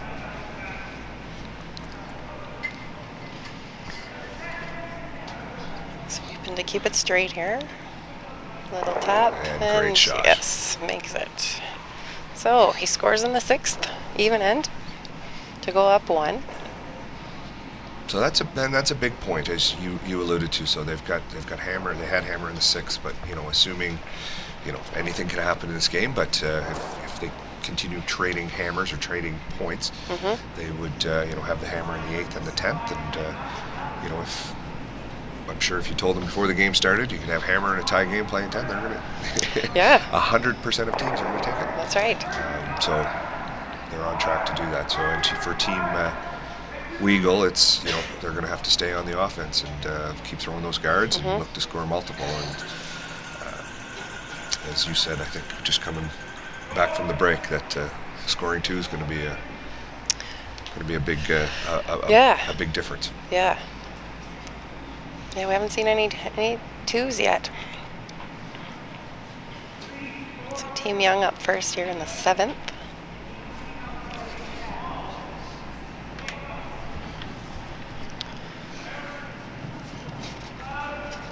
That was lead Aidan Kavanaugh's first rock. He is from Dartmouth, plays out of Mayflower with his team. He is 16 in grade 12. And just a little highlight, I guess. How did he get started in curling? He watched Brad Gushu win the Olympic gold medal in Torino, Italy. And I guess that was inspiring. It was inspiring for a lot of us. Makes me feel old. Yeah.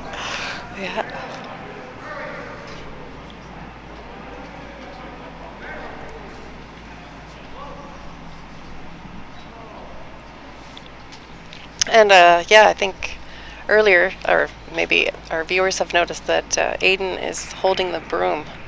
I guess he had a little arm injury at the Canada Games, I think his coach said. So instead of doing all that sweeping on skip rocks, he gets to hold the broom for the skip. It's like every lead's dream, I think.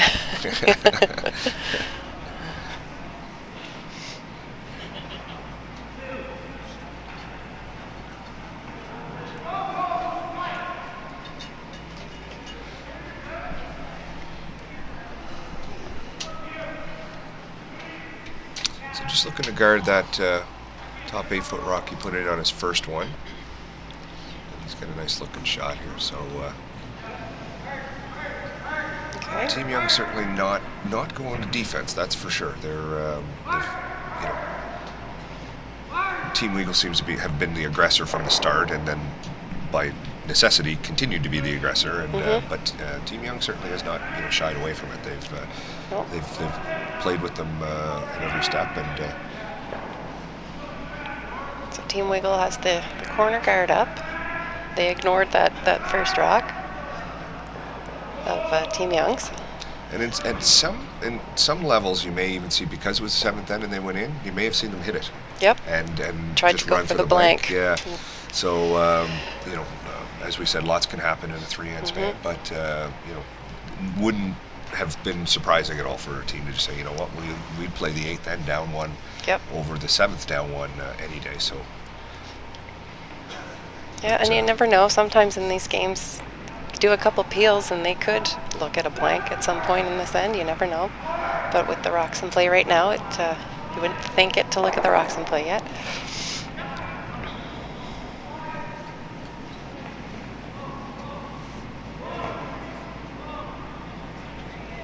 So looking for a hit and roll here, and he's gonna roll out, I think. Yeah. So bit of a miss. Yep. So opportunity to get a freeze in here and start chipping away at that center line situation for Team Weagle. And I was just going to point out one of the interesting things as that rock was rolling out is one of the really nice things, the privileges curlers have in Nova Scotia. The fact that the Nova Scotia Curling Association about 10 or 12 years ago invested in a set of provincial rocks, whereby they're used at all of the events. So it's the same rocks, and they're high quality K's of Scotland rocks, and so they're not using the club rocks, which, not that there's anything wrong with the club rocks, but these ones are particularly lively. The striking bands are very narrow, so that energy transfer is very efficient, and so rocks, they tend to roll further and be a lot livelier than, potentially some of the curling club rocks. Now, many of the clubs now have bought similar rocks, but but they do know what they're getting when they get to a provincial championship each and every year. Yeah. And they are a little sharper on the bottom too, so they will typically curl a little more than, or a lot more than club rocks. Well, and they're tuned a little more often, and they're not used nearly as much. So when they do get them to a point that they're running well, they'll hold that sharpness a lot longer. Yeah.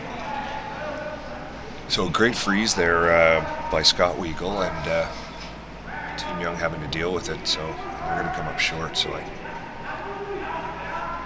didn't see if he actually called a guard. I thought he would have come in to kind of play another freeze, but maybe the guard might have been the call. I was busy talking about curling rocks. Apologies. It's okay, not a bad call if you're going hard for the steal. Yeah, for sure. Or the force. Yep.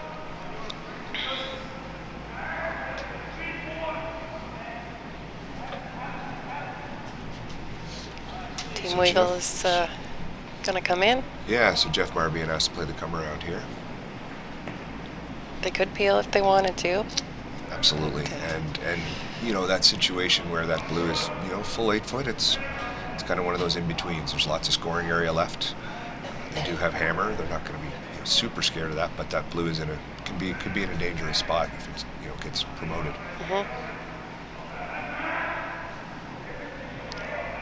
This is going to be a little deep, I think. Yes. Yeah. Back 4. Good line, just about 4 feet heavy. Yep. You want that just top 4 foot. Even top button's a little too deep. Yep. So this one actually is helping Team Young a little bit. They can use it to. They could come right to that. Yeah. So Kieran McIntosh looking to follow that one right down through the port.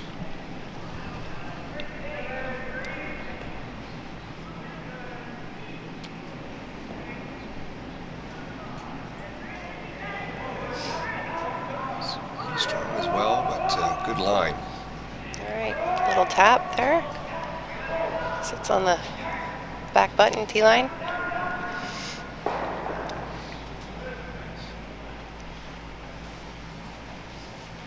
We'll give an update from our sheet E here. We've got McIsaac is up, stole one and 6. Yep.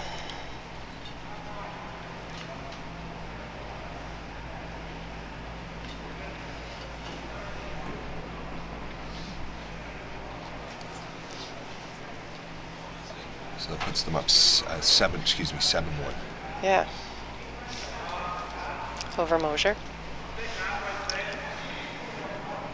So a little bit of a team conference for Team Weagle, just kind of discussing things. Decided to play the front. I think they're playing a run back. They're going to play the blue back and try to kill the blue in the top 8 foot. And open things up at the same time, is thinking, but. Graham's first one.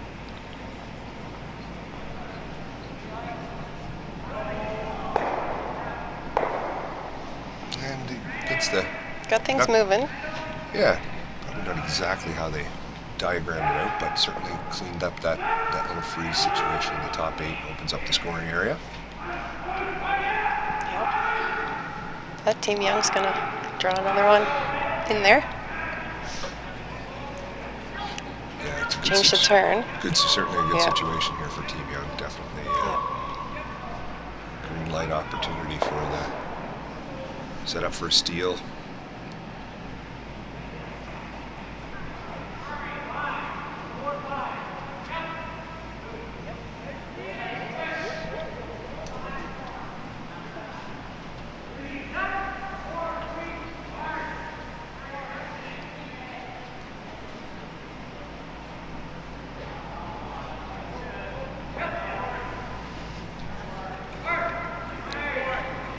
So that one didn't curl enough, did it? No, it just hung out there, and I think they wanted to sweep it. Just they had to lay off of it for line, and just never took the curl. No. So we got another discussion happening.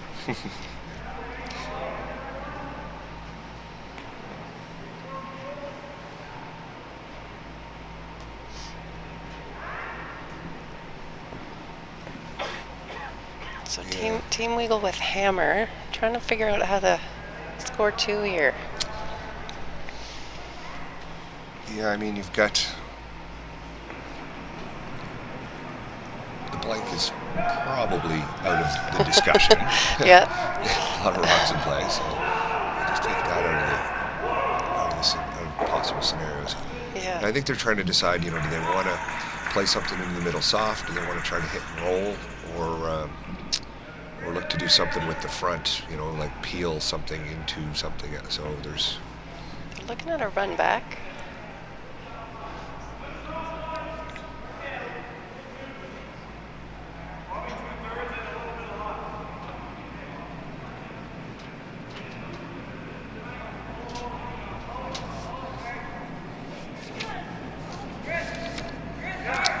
Coming with the heat on this one.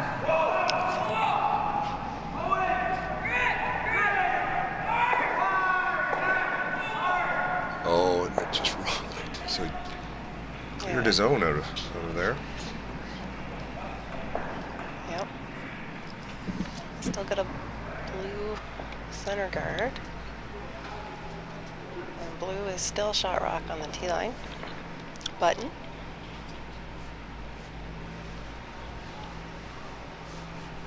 Draws the call here.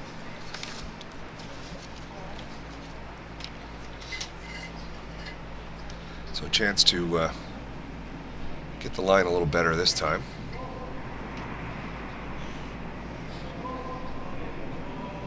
So without last rock, Ethan Young here looking to set up a potential steal end. This is his first. Going to try to come in top 4 foot here.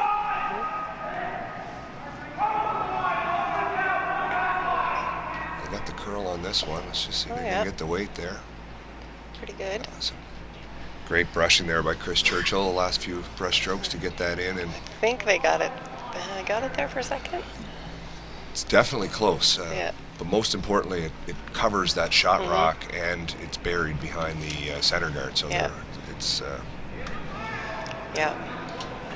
it's really turning the screws on Team Weagle here. Yeah. While they're having a little discussion about what they're going to do, just a reminder tonight, they're back 8 o'clock, the women's A bracket final. Trying to get the first spot in the playoffs. Brent McDougall and Christina Black will be doing that. So Very good. That's Team Stevens and Team Notting, I believe. So hopefully Brent can tell us some jokes about mixed nationals curling. Of course, Brent several mixed nationals the last few years and done extremely well. I think he was commentating last night with Carly. I heard they had some fun last night. Provided some good commentary. All right, so Owen's first one here. This is Owen Purcell, 19 years old. Again, part of this team for the last couple of years, the defending U18 Canadian, defending Nova Scotia champion for U18, and hoping to make it another year in a row.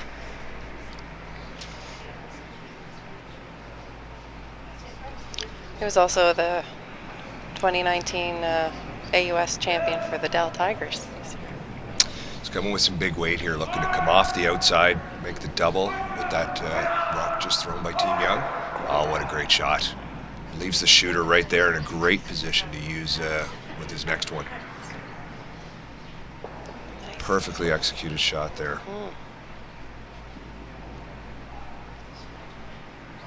So it didn't take Ethan long to determine what he's going to play here. I am venturing to say it's going to be a guard. Yeah. Yeah. They've got good kind of gone all in on the steel here a little bit. So a bit dangerous anytime you're leaving your solo little soldier there with surrounded by enemy combatants. But they've already got one center guard up, so just trying to block off that side. it's coming in a little tighter. Okay. Nope, it's okay. I think that's all right. Good spot. Yep. Job done. So now Team Weagle have the almost, he's got the skinny sort of double, almost like he just made. It looks like it would just go in under that yellow that he just threw. It'd be very close. I don't think you'd ever look at slashing it in just by risk of jamming and giving up a steal of 2. Just the risk would be too high. Right. Yeah. And I'm trying to see if the angle on the center of the guard that's been there the whole time, if there's would be an out turn for the thrower as you're looking at it come down sort of the right side of the screen as you're playing out turn tap to try to chip that shot rock just out of the 4-foot. Yeah, it looks like there's lots of room on that side, but we don't have the best viewpoint here. It seemed like they didn't even look at it on the first rock, and so it must be well buried on that side. So double run. Yeah, straight back, double raise. So the guard that was just thrown by Ethan Young, straight back onto the yellow in the top 8-foot, onto shot rock. For a possible 2. So final stone here, 7th end. Owen Purcell looking to get a score for his team.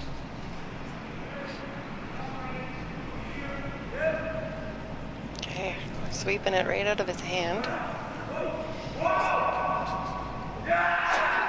A little back and forth on the sweep here. Oh, just misses it. Oh.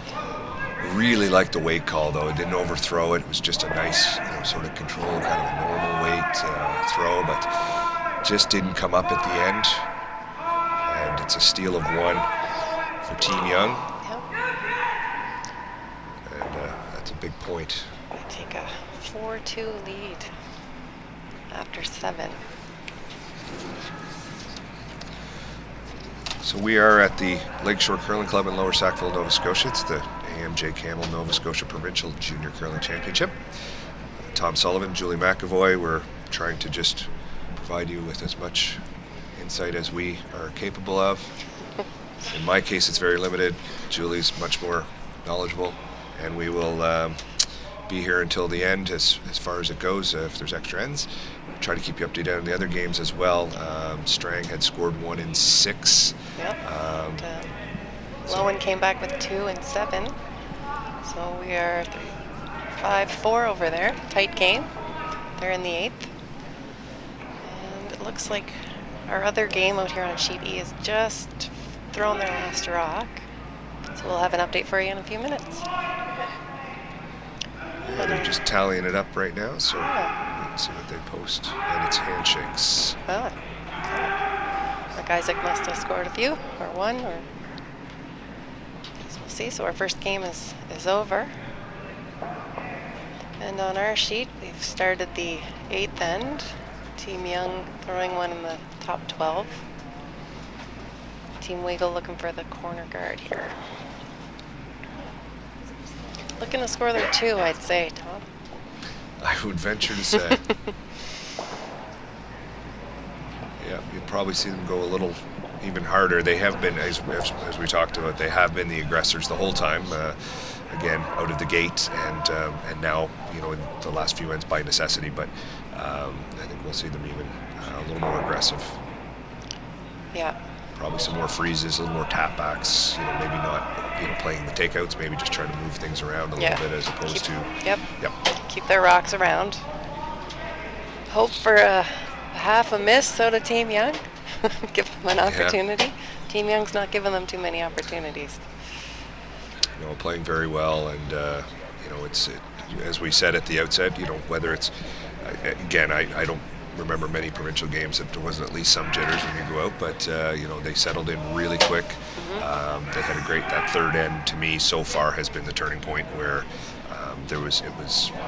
they sort of exchanged control of the end. It was looking good for Team Weagle early, and then a miss and a beautiful double by Team Young, and it's really I've set them up. It's kind of set the tone for the rest of the game. So. Yeah. Yep. And not even a full-on miss. It was just the wrong roll at the wrong time. Just bounced off of that freeze. Yep. It was that top 4-foot freeze, and I think I did make one good comment. You just don't want to bounce, and then sure enough, it bounced off, and it turned out to be not good. So. So Team Weagle called the draw around the corner guard. I think that's the first corner guard use we've seen. And actually, very interestingly, very deep in the 12-foot as well, which normally you wouldn't be excited about, but when you're down and you're trying to manufacture multiple points, that's actually a great spot because you can fit a few more in front of that, still behind the guard. It's a long run back. You can fit another one behind. It's backing for something else. So Yep. So Team Young. That's a great come around there. Yep. Got some rocks around the middle.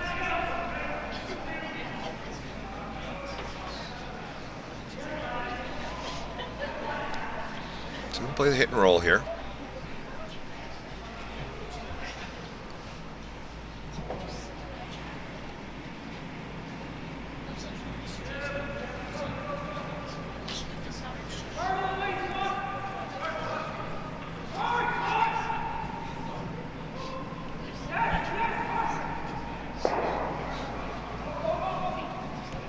That's a great roll. Great. Wow. Yeah. All right. Ethan marches out there. It's time for the peel.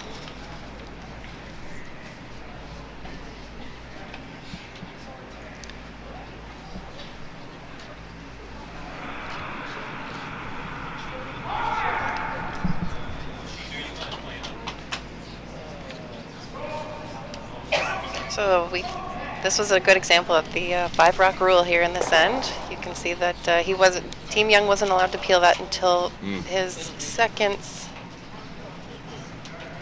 rock. Yeah.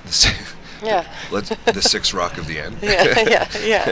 Yeah. So but yes. Team Weagle was able to get 2 rocks in behind that corner guard. Yeah.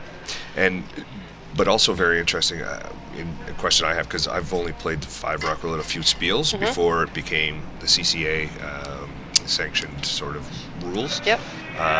But I'm not sure why he would have gone around on the lead second stone. Yeah, he could have really taken advantage of that 5-rock rule and thrown another guard. Or double, as you said. Yeah. Yeah, but sometimes I've noticed, and when there's a lot of opponent rocks around the middle, it sometimes can be tricky to, if they're really good rocks, you kind of don't want to leave them too long. Gotcha. And maybe that's been their strategy all year. I don't know. I'm a little surprised they didn't throw up the corner guard again there. They went for the hit. Yeah, a little more conservative call for sure, and maybe they just felt like the 2 at the edge were it was such a difficult double that it was potentially the best time to get rid of that shot rock. Yeah. And he's just going to miss the double, but that's not a bad roll. No, pretty good. All right. It's a good plan B. Yep. So Team Weagle looking okay. They're sitting 1 and 3. Rock number 1, rock number 3. We've got Team Young with the second shot rock, and Owen's calling for the hit on this Team Young rock, just biting the 4-foot. Probably trying to get a little roll here. Yeah, and just some softer weight. I think it's still going to be, like a board weight kind of thing, but. Yeah, you really got to save your shooter. Yeah, here, and you really don't want to kill stuff in behind either, so. It's a nice looking shot here. Yeah. Perfect. Yeah, pretty good. Absolutely perfect. Okay. Great rolling behind cover. So line 3 now, Team Weagle. with hammer. Team Young calling the run back. The bad news for Team Weagle is these are lined up. The run back triple is wired there. If you straight back on the nose, it could be bad for weak Team Weagle. Sweeping this rock the whole way. Right. And Just clips the one at the back. Yeah. That would have been disappointing to go through the hole and not get anything on that. The broom. It didn't seem like he fired that way. It didn't seem like that run back kind of weight I was expecting. And I think. So their shooter rolled over to the corner here. So Lowen's gonna use that rock as a guard, and they're gonna try and draw in behind that blue corner, just to get another rock in there. Another option maybe to throw a guard on that one that they just tried the run back on. That top 4 foot yellow, I think, would be the one you would guard if you had the choice, because there is a pretty easy double there. There is, yeah. But they're, probably just looking to score 2 here, right? Yeah. The game plan. Yeah. And I'd say that shot was made. And Ethan's gonna throw that double.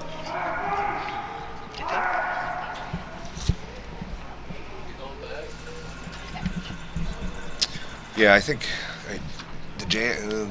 It looks like that yellow's out far enough that the jam isn't going to be in play. So even if he was to dead jam it on the yellow, it was just chipped out. So. So Ethan is from Hammonds Plains. He is 17 in grade 12. And he said he got started in curling because his mother signed him up for a junior program after she saw him imitating professionals on TV. Maybe he liked to yell, I don't know. Yeah. He's also received, I guess, a number of mathematics awards at school. And he umpired a national baseball event. So looking for the double here. Just misses it. Little roll. So close. All right.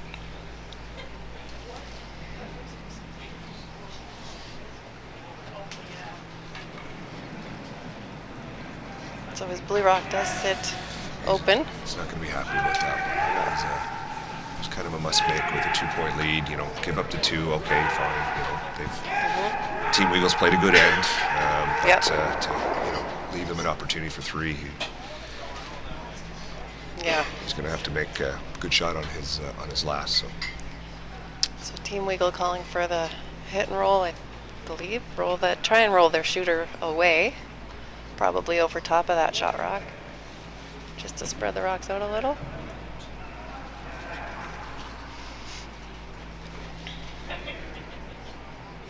Yeah, it's one of those that you want to roll a long way, but you don't want to get it rolling too. No. It's kind of scary to watch rolling across the rings. Yeah.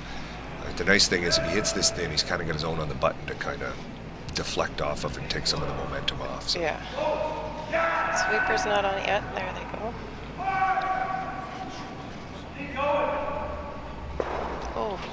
Oh. That's a whoops.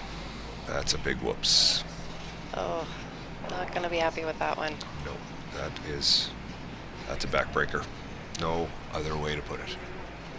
No, the sweepers weren't even on that till the hog line, so I don't know if... That could have been a pick. Yeah. I agree with you. It seemed to be, I would have expected way more panic if that was...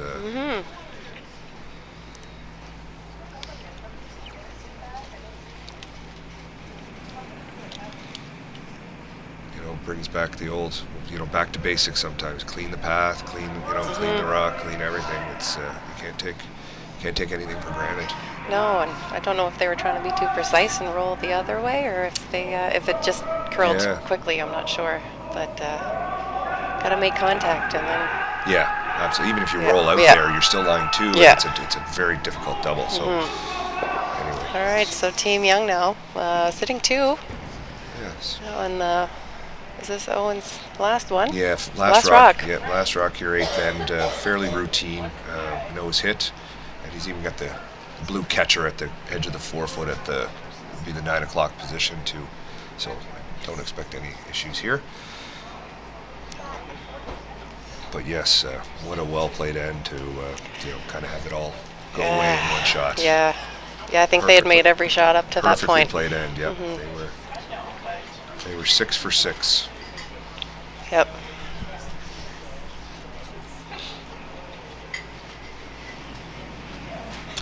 So as you said, last rock here, 8th end. Looking for their point. Just a nose hit.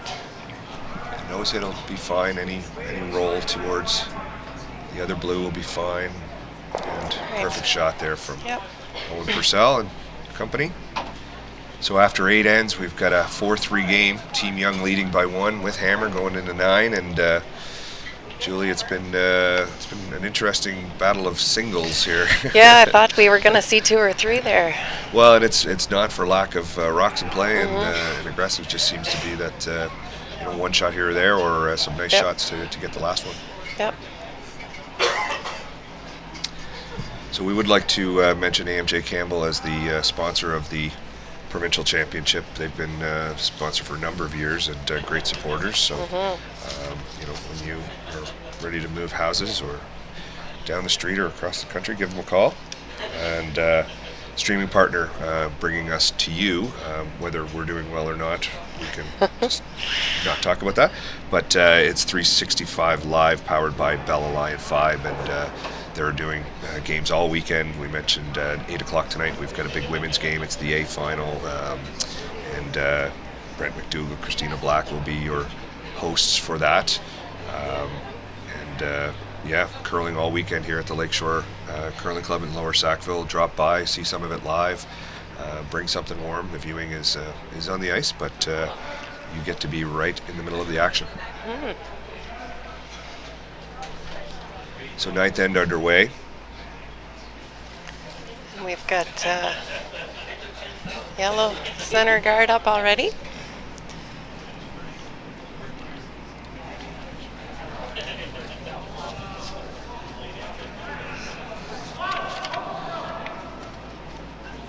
It looks like he's going to try to tick this.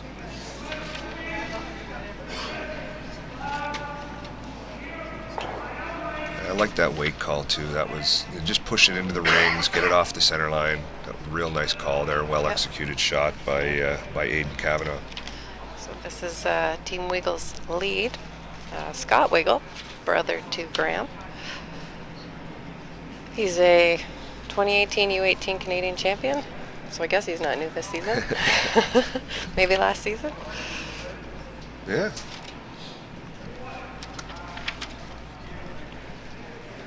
I don't think they didn't give as much info about Scott. I guess maybe that's like his initiation to the team. Yeah. Competitive basketball player. Currently studying business at St. Mary's in his first year. And they've had a busy season. Looks like they've played a number of events. As I was saying, talked to Coach Anthony Purcell a little bit before the game, and didn't really get into a whole lot. But I know that they're a hard-working team, and they put a lot into curling in addition to their school and other commitments. So it's a big part of their lives for sure. And good to see them playing well. And playing the tick again. Another great shot. Wow. Yeah. And just like you said, that 5-rock rule came into play because of those, the tick shots, and just the skill level is so much higher than it was, 10 years ago. Yep. So even though they ticked them into the house, they still got them off of that center line, which was their goal. So they're not too worried about those rocks in the house. They're going to go hard to score, to keep that scoring area open. Yeah, and with Hammer and the way they're playing, and rocks in the 12-foot, 8-foot are not going to scare them a whole lot. Centerline guards will. So yes. Yeah, they're up to they're only up 1, so they're just going to try and keep it open. Maybe look for a blank if they can, or to score. Yeah, I would think a blank would be number one choice. Yep. I mean, scoring 8 would probably be number one choice, but Yeah. Yeah. Because like we said, with this 5-rock rule, even being up 3 sometimes is not quite as comfortable as it used to be. yeah, yeah. We're going to run those peels into those other yellows, which he did, but just jammed it. It didn't quite kill the Yeah. the guard that was going into the house. So I think we'll see a few more guards here from Team Weagle try to get a miss. This is Jeff Marr.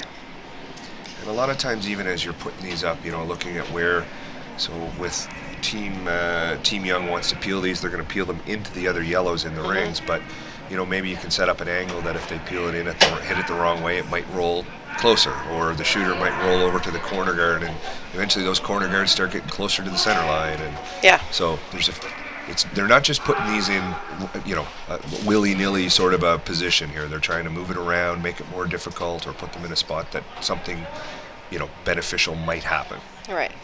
So pretty high guard here, Mm. but Team Young's still going to peel it. Still trying to run it in.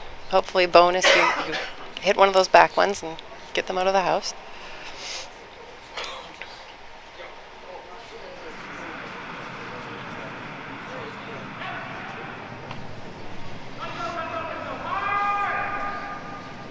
So Chris Churchill here looking for the peel, and there's the miss. Oh, noses it. Yeah. So you mentioned it being a high guard. Probably one of these situations maybe that you throw a guard around the guard.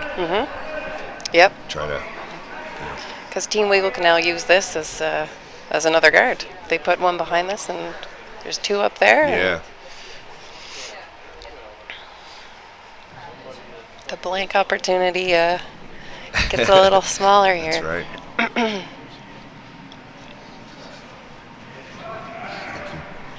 The nose hit happens. It sort of turns into a let's make sure we score. Yes. Yep.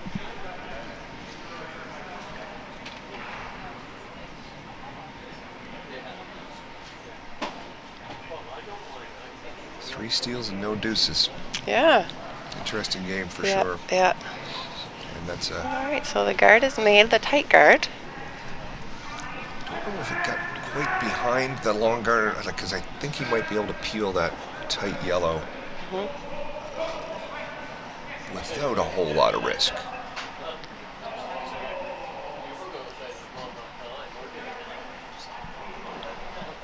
So we still have another game over on sheet B. Looks like Team Strang is up 7-4 without the hammer in 9. You did that math in your head? Yeah, these scoreboards here at Sackville, you have to add if nobody puts the total up. So No. using higher math, I was able to figure out that score. Carry the 1. All right. Kieran McIntosh here looking to, looks like they're playing a hit and roll here off the outside yellow. That would be B-shot rock now in the 12-foot. I'm a little surprised at this. Yep. As you said, the blank, you can kind of make the double and roll buried, which would be terrific, but certainly not an easy shot. Oh. And he's missed it all. Yeah. Ouch. Oh, yeah. Won't be Boy. happy with that at all. That rolling out was even better there than Yeah. missing altogether. All right. I'm so, quite surprised that they ignored that situation in the center line, though. That's really Yeah. where the, Yeah. that the only way Team Weagle's going to get back into, give themselves a chance at getting stealing, this game. yeah. Stealing is going to be through with that center line area. So I'm surprised at that call, but opportunity knocking here. Graham Weagle with the second of his 2 rocks this end, and so the intern draw.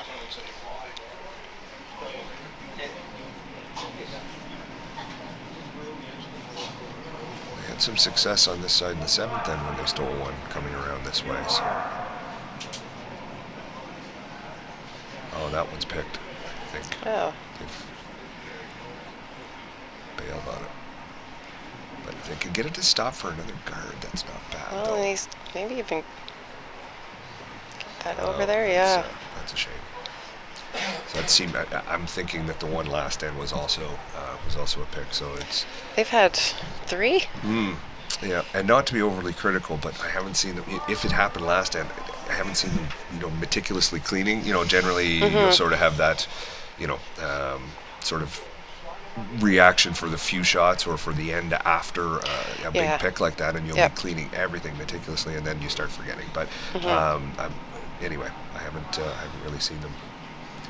Well, they're going to try. Here's Team Young. They're going to try and follow. Well, not follow, but play the same shot here. They're calling the draw. They don't have the brooms down either, so I don't know. Weights up a little bit.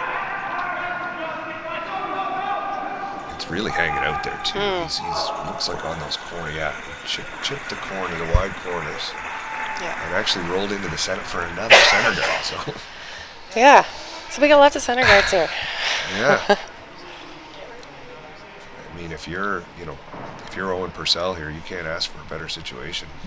Down 1 without hammer. Yeah, sitting 2 with a lot of center guards. I mean, it's and if he gets even a decent one in here, there's really no draw the other way. Like the other side has been with that the one of Graham's that picked and crossed center, and then the other sort of it's all junked up there. So even one full 8 foot through in the hole through around cover is going to be tough to deal with.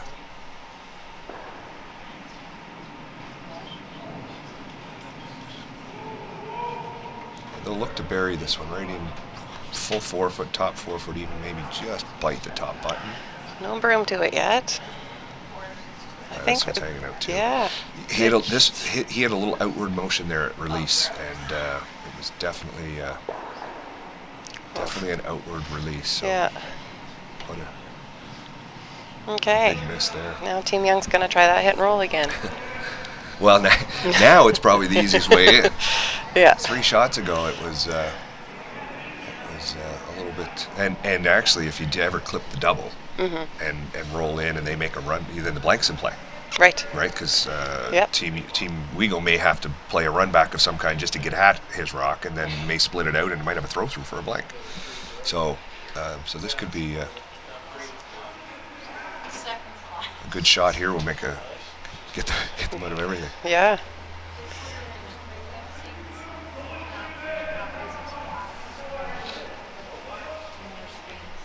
So with last rock, this is first stone for Ethan Young. So Throwing his more after out-turn.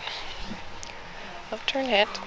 Hoping for a roll behind all of those guards. yeah, and on the first time they tried it inside out with the in-turn, so they'll change a turn here. Hopefully they'll Sweepers change the on result it as a well. little bit.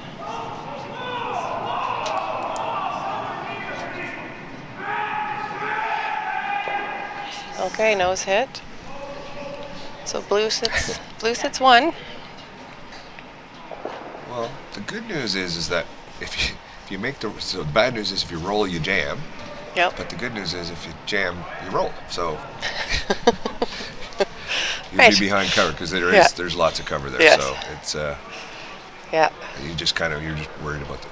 Okay. Well. I'm actually calling nose hit here for the force. So. Well, you gotta be careful too. Because you gotta hit this just right in order to even be shot rock.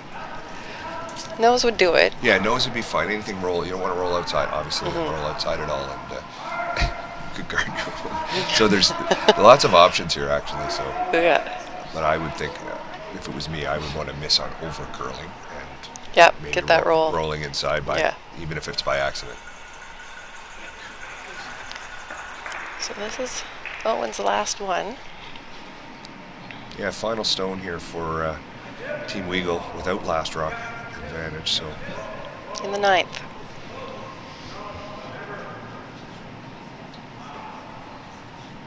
I'm trying to get it to curl.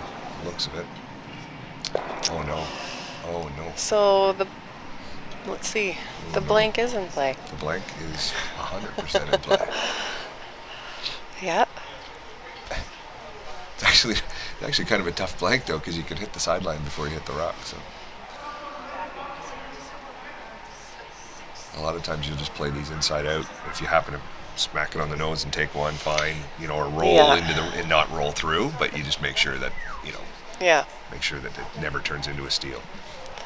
So I think he's thrown the out. Yeah, it looks like he's doing it to the across the face out turn by the looks of their discussion in the room. Yeah. So would really love the blank here. Absolutely.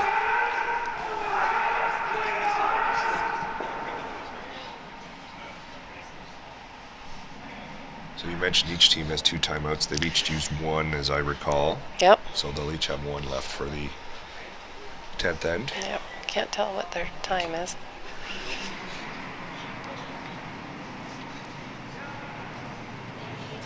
Okay. Nathan Young, his last rock, making its way down the ice here. This is curling. Oh. Steal of 1. It was a little. We don't have a great vantage point. I was kind of watching. I was like, that was a bit of a soft release, like for a peel. Like he just seemed to kind of baby it out of his hand. So I think that got curling early, and they just couldn't hold it. So Yeah, it was pretty tight ice too. yeah. Yeah. And a lot of times, as you know, you don't throw one at the edge of the 12-foot very often. Yeah. So how it's going to react, you think you've got a pretty good idea, but. A little bit of a soft handle or a little soft release, and all of a sudden it can do things that you're not expecting. So big steal of 1, an unexpected steal of 1 for Team Weagle. After Owen Purcell had a couple of miscues there, I'm sure he would like to have those 2 back, but nonetheless, I guess they kind of were able to do what they set out to do at the start of the end. Yeah. And get 1 back. So.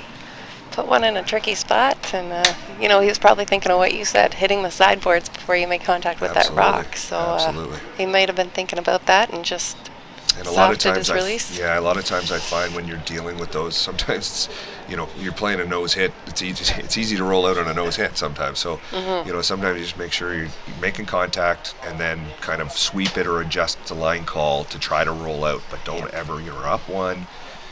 If you took 1 there. You're not happy about it, but it's not the end of the world. So, but here we are. Tie game, 10th end. Yep. Team Young's got hammer.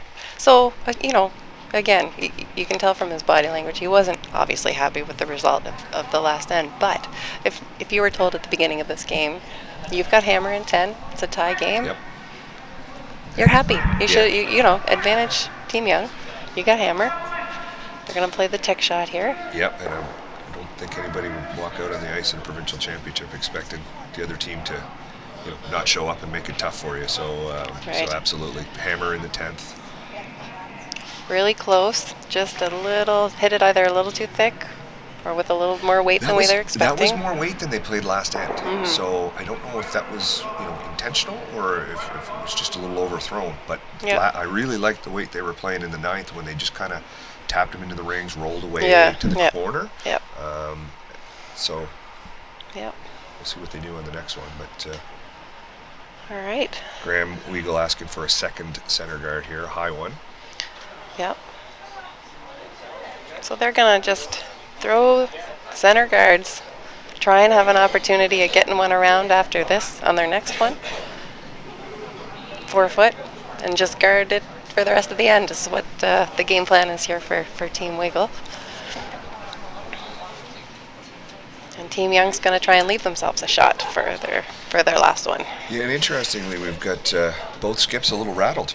Yeah, I think so. Or fourth stone throwers, as I should say. But it's a few big misses there that I certainly would not have expected from both of these teams. Yeah. Tons of experience playing in provincial games and cash deals and national championships. So little surprised at the execution. I think we've had hard to tell from our vantage point. We're just a little off to the side. So, but whether a few of those picked. Right. I still, even the picks rattle you pretty good. Yeah, for sure. And sometimes those are even worse than just a straight miss, right? Yeah. Yeah. But they say throwing last rocks, you've got to have a short memory. So you kind of got to just take a deep breath and focus on the shot that you're throwing. All right, so Team Young not playing the tick shot that time. They decided to come in.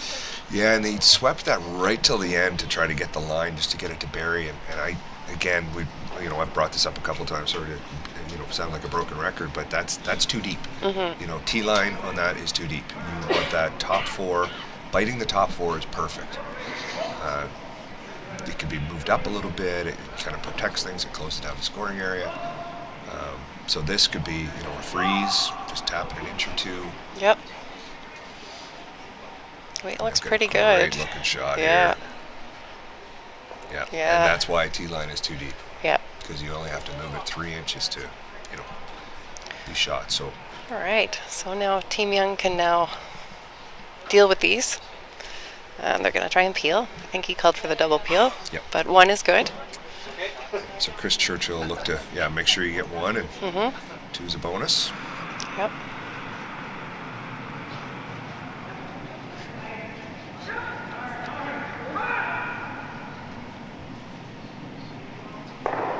And that's a miss. Big time. So instead of peeling, he sat there. Yeah. So we've still got 2 guards. Now, would you throw another guard here? I was just about to ask you the same question. Where would you put this one if you could just walk it down? I mean, freezing right to the nose of your own would be. Yeah, but I think it's very precise, right? Yeah. I'd be tempted to throw another guard, but I'm not really sure where. Those ones are lined up so good. Yeah. Even if you just tuck a piece around, like bite the. Well, you don't really want to bite the 12 either. I don't know.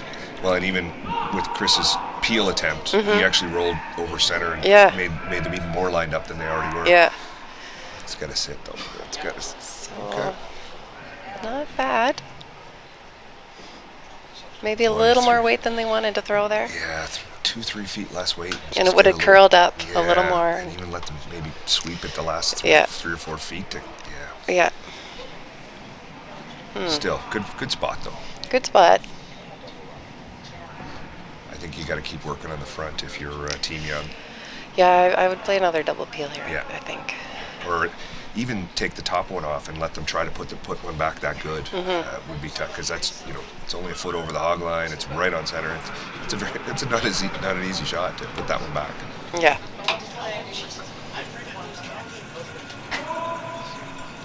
So they're playing the ones in the rings.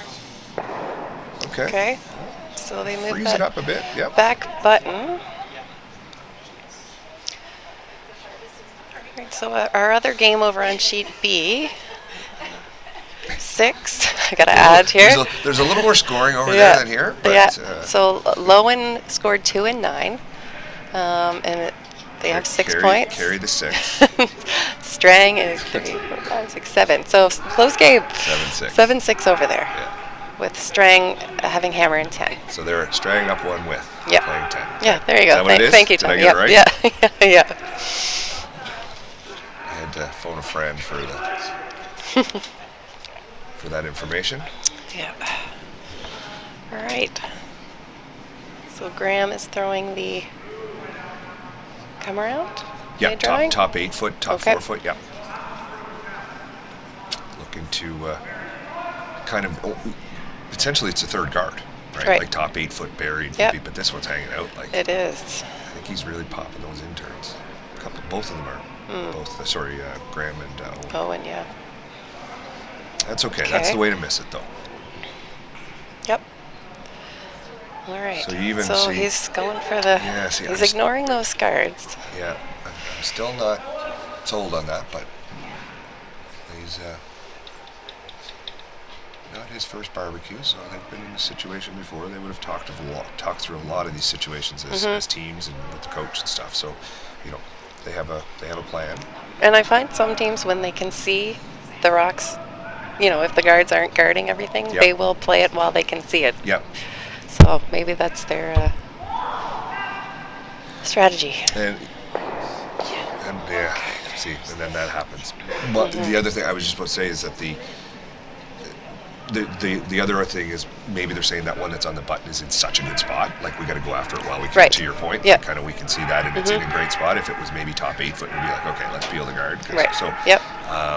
but I really think like where those two guards are positioned. First of all, it'd be hard to replace the high guard. Yep. Second of all, the other guard that would be left there is right in the middle. So the odds of a double peel being set up or it being runnable or is very, very prevalent. So Right. it would be. Anyway, so we'll see what. Yeah, and they just jammed on that last one and put that yellow rock in a really good It's actually spot. in a better spot. Yes. Now, yeah. Just top button, because your chances are to outdraw that really tricky. The good thing is he's tricky. left his shooter in somewhere that he can use later, though. He's got a little angle raise on Yep. that shooter if the need arises. So it wasn't all bad. Beat up on him too bad. This one's got a little more weight here. Yeah. That's a miss. Yeah. Big time. I think the call was just top 8 there, like his first one. It was, and honestly, I think it's one of those situations. The sweepers probably should have let him know sooner because they were just watching. And I think they Right. might have been able to get a little rub off that outside Blue. blue, or at Yeah. least take it by the shot rock. Yeah. Now that's Yeah. kind of So now, throw some back 8, back 12 weight. They're going to come the other side of the sheet. well, and I think that Graham chipped that shot rock over that it's. I mean, A it's little not half more, open, but yeah. maybe a third. You can see a little bit of it on that outturn side. First rock down this path in a while, though. And this is not light. I think the call was back 12. That looks a little heavier. It's curling though. It is. Yep. Coming in very nice. Okay. Who needs sweepers? Yeah. All right. So again, this one is a hair more open though. So you're looking at, they probably have at least half of this one. And they've just called a timeout here. So timeout for Team Weagle. So this would be their second timeout, last one that they have. So they only have 2 rocks left, but still going to be important situations here.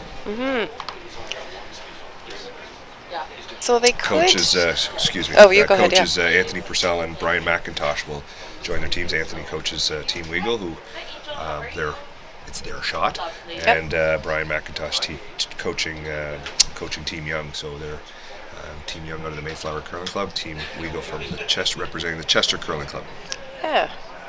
They have 90 seconds for this. So it looks like he might have just called it to give them a little time to think about what they wanted to do. There didn't seem to be too much discussion there, because the other 3 are already headed to the other end. He's got some options. Yeah, and probably Anthony taking the last few seconds to, some reassurance about what to, the next shot, because they still will have one more after this. Right. Yep. Just kind of. So it looks like they're probably going to play a little more weight than what Team Young just threw. It looks like the ice is a little tighter, but they can pretty much try that same shot. I agree, and they don't even have to bump it as far. Like they. No. Even if they bump this to the back 4, even into the back button, even if it's still shot, because they can get around both ways. Yeah.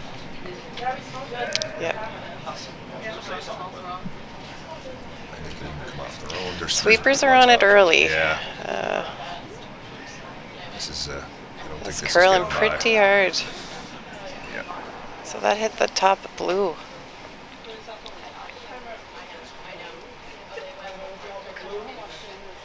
That's unfortunate. So. Yeah. Now, if you're Team Young, though, as we said, you do. So if you guard one turn, then come the other. So. Well, they did chip that blue guard over though, in Oh yeah. to they that blocked path. Yeah. Yeah. So they.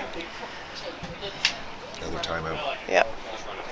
So their Team Young is using their last timeout.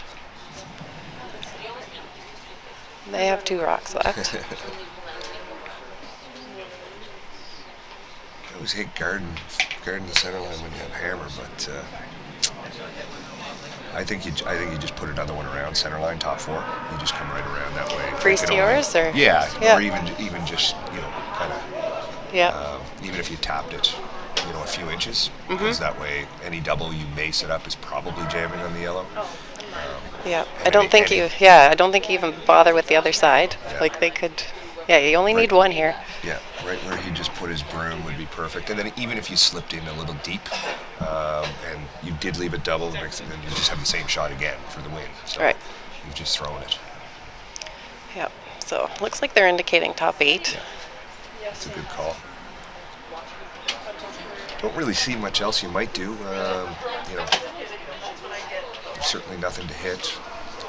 Yep.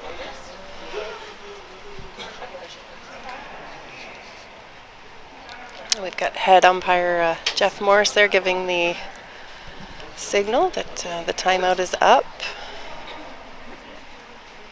And Ethan is heading down to throw his first rock of the 10th end.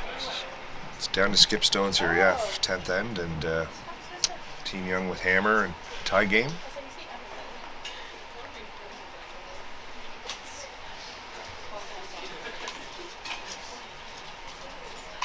Looking to just put one in the top 8 foot, cover his own shot rock, and maybe get a piece buried just so that there's no double, and make life very difficult for Team Weagle. Yeah. Right. This out turn side really has been curling nicely too. So Sweepers aren't really too concerned yet. Sweeping in a little bit.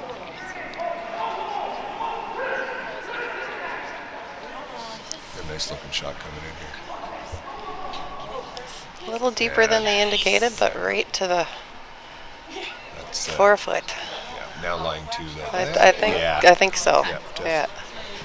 Wow. Yeah, again, we have the advantages in-house overhead cameras that we can see, and it does appear that blue is line 2. So what options do we have Boy, here oh boy, I for think he's got to play that center line one straight back. Weagle? Yeah. He probably clips his own in the 4 foot, but he still should get it to roll far enough that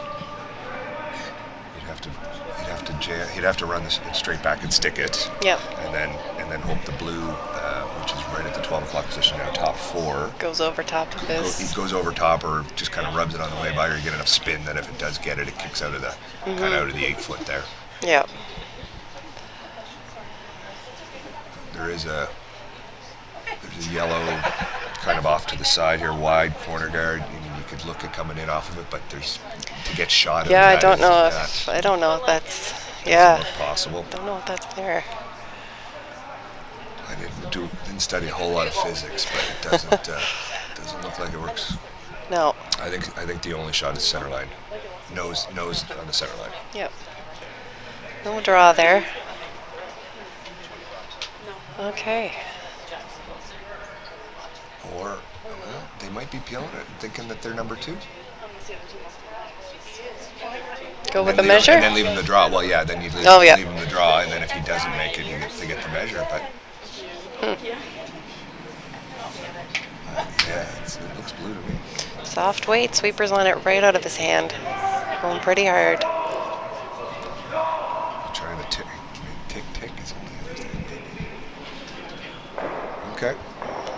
All right. Looks to me like that's what they called, and he made it. So Okay. So blue could just draw. yeah, Draw just full and if, 4. Well, and if he wrecks on his own, he taps it in for shots. So Right. Yep. He just throws his. And he throws the same just shot. threw it, yeah, He just yep. throwing the same shot here. It's football.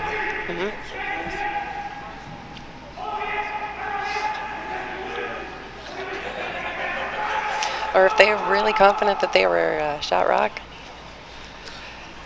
Yeah. I'd throw it anyway. Yeah, I would too. Yeah. Because I mean, even if you make contact with your blue, it's the angle's always going into the It's Yeah. always going into the Yeah. yellow. It's Yeah. It's. I don't. You can't think- hurt anything. I don't. Yeah, and you could never over curl and hit it on the nose because the guard's in the way. Yeah. So I don't think there's.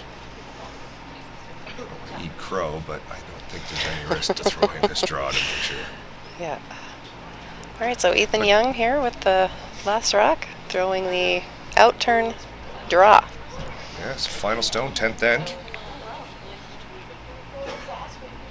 For the win. in this A qualifier.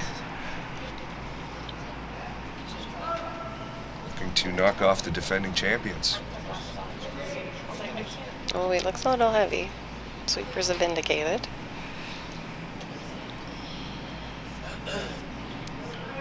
You just want to see the measurement. I do, but I think you're going to get to see it. yeah. Okay. Oh. So they're not measuring. Okay, so I guess we have a strange angle.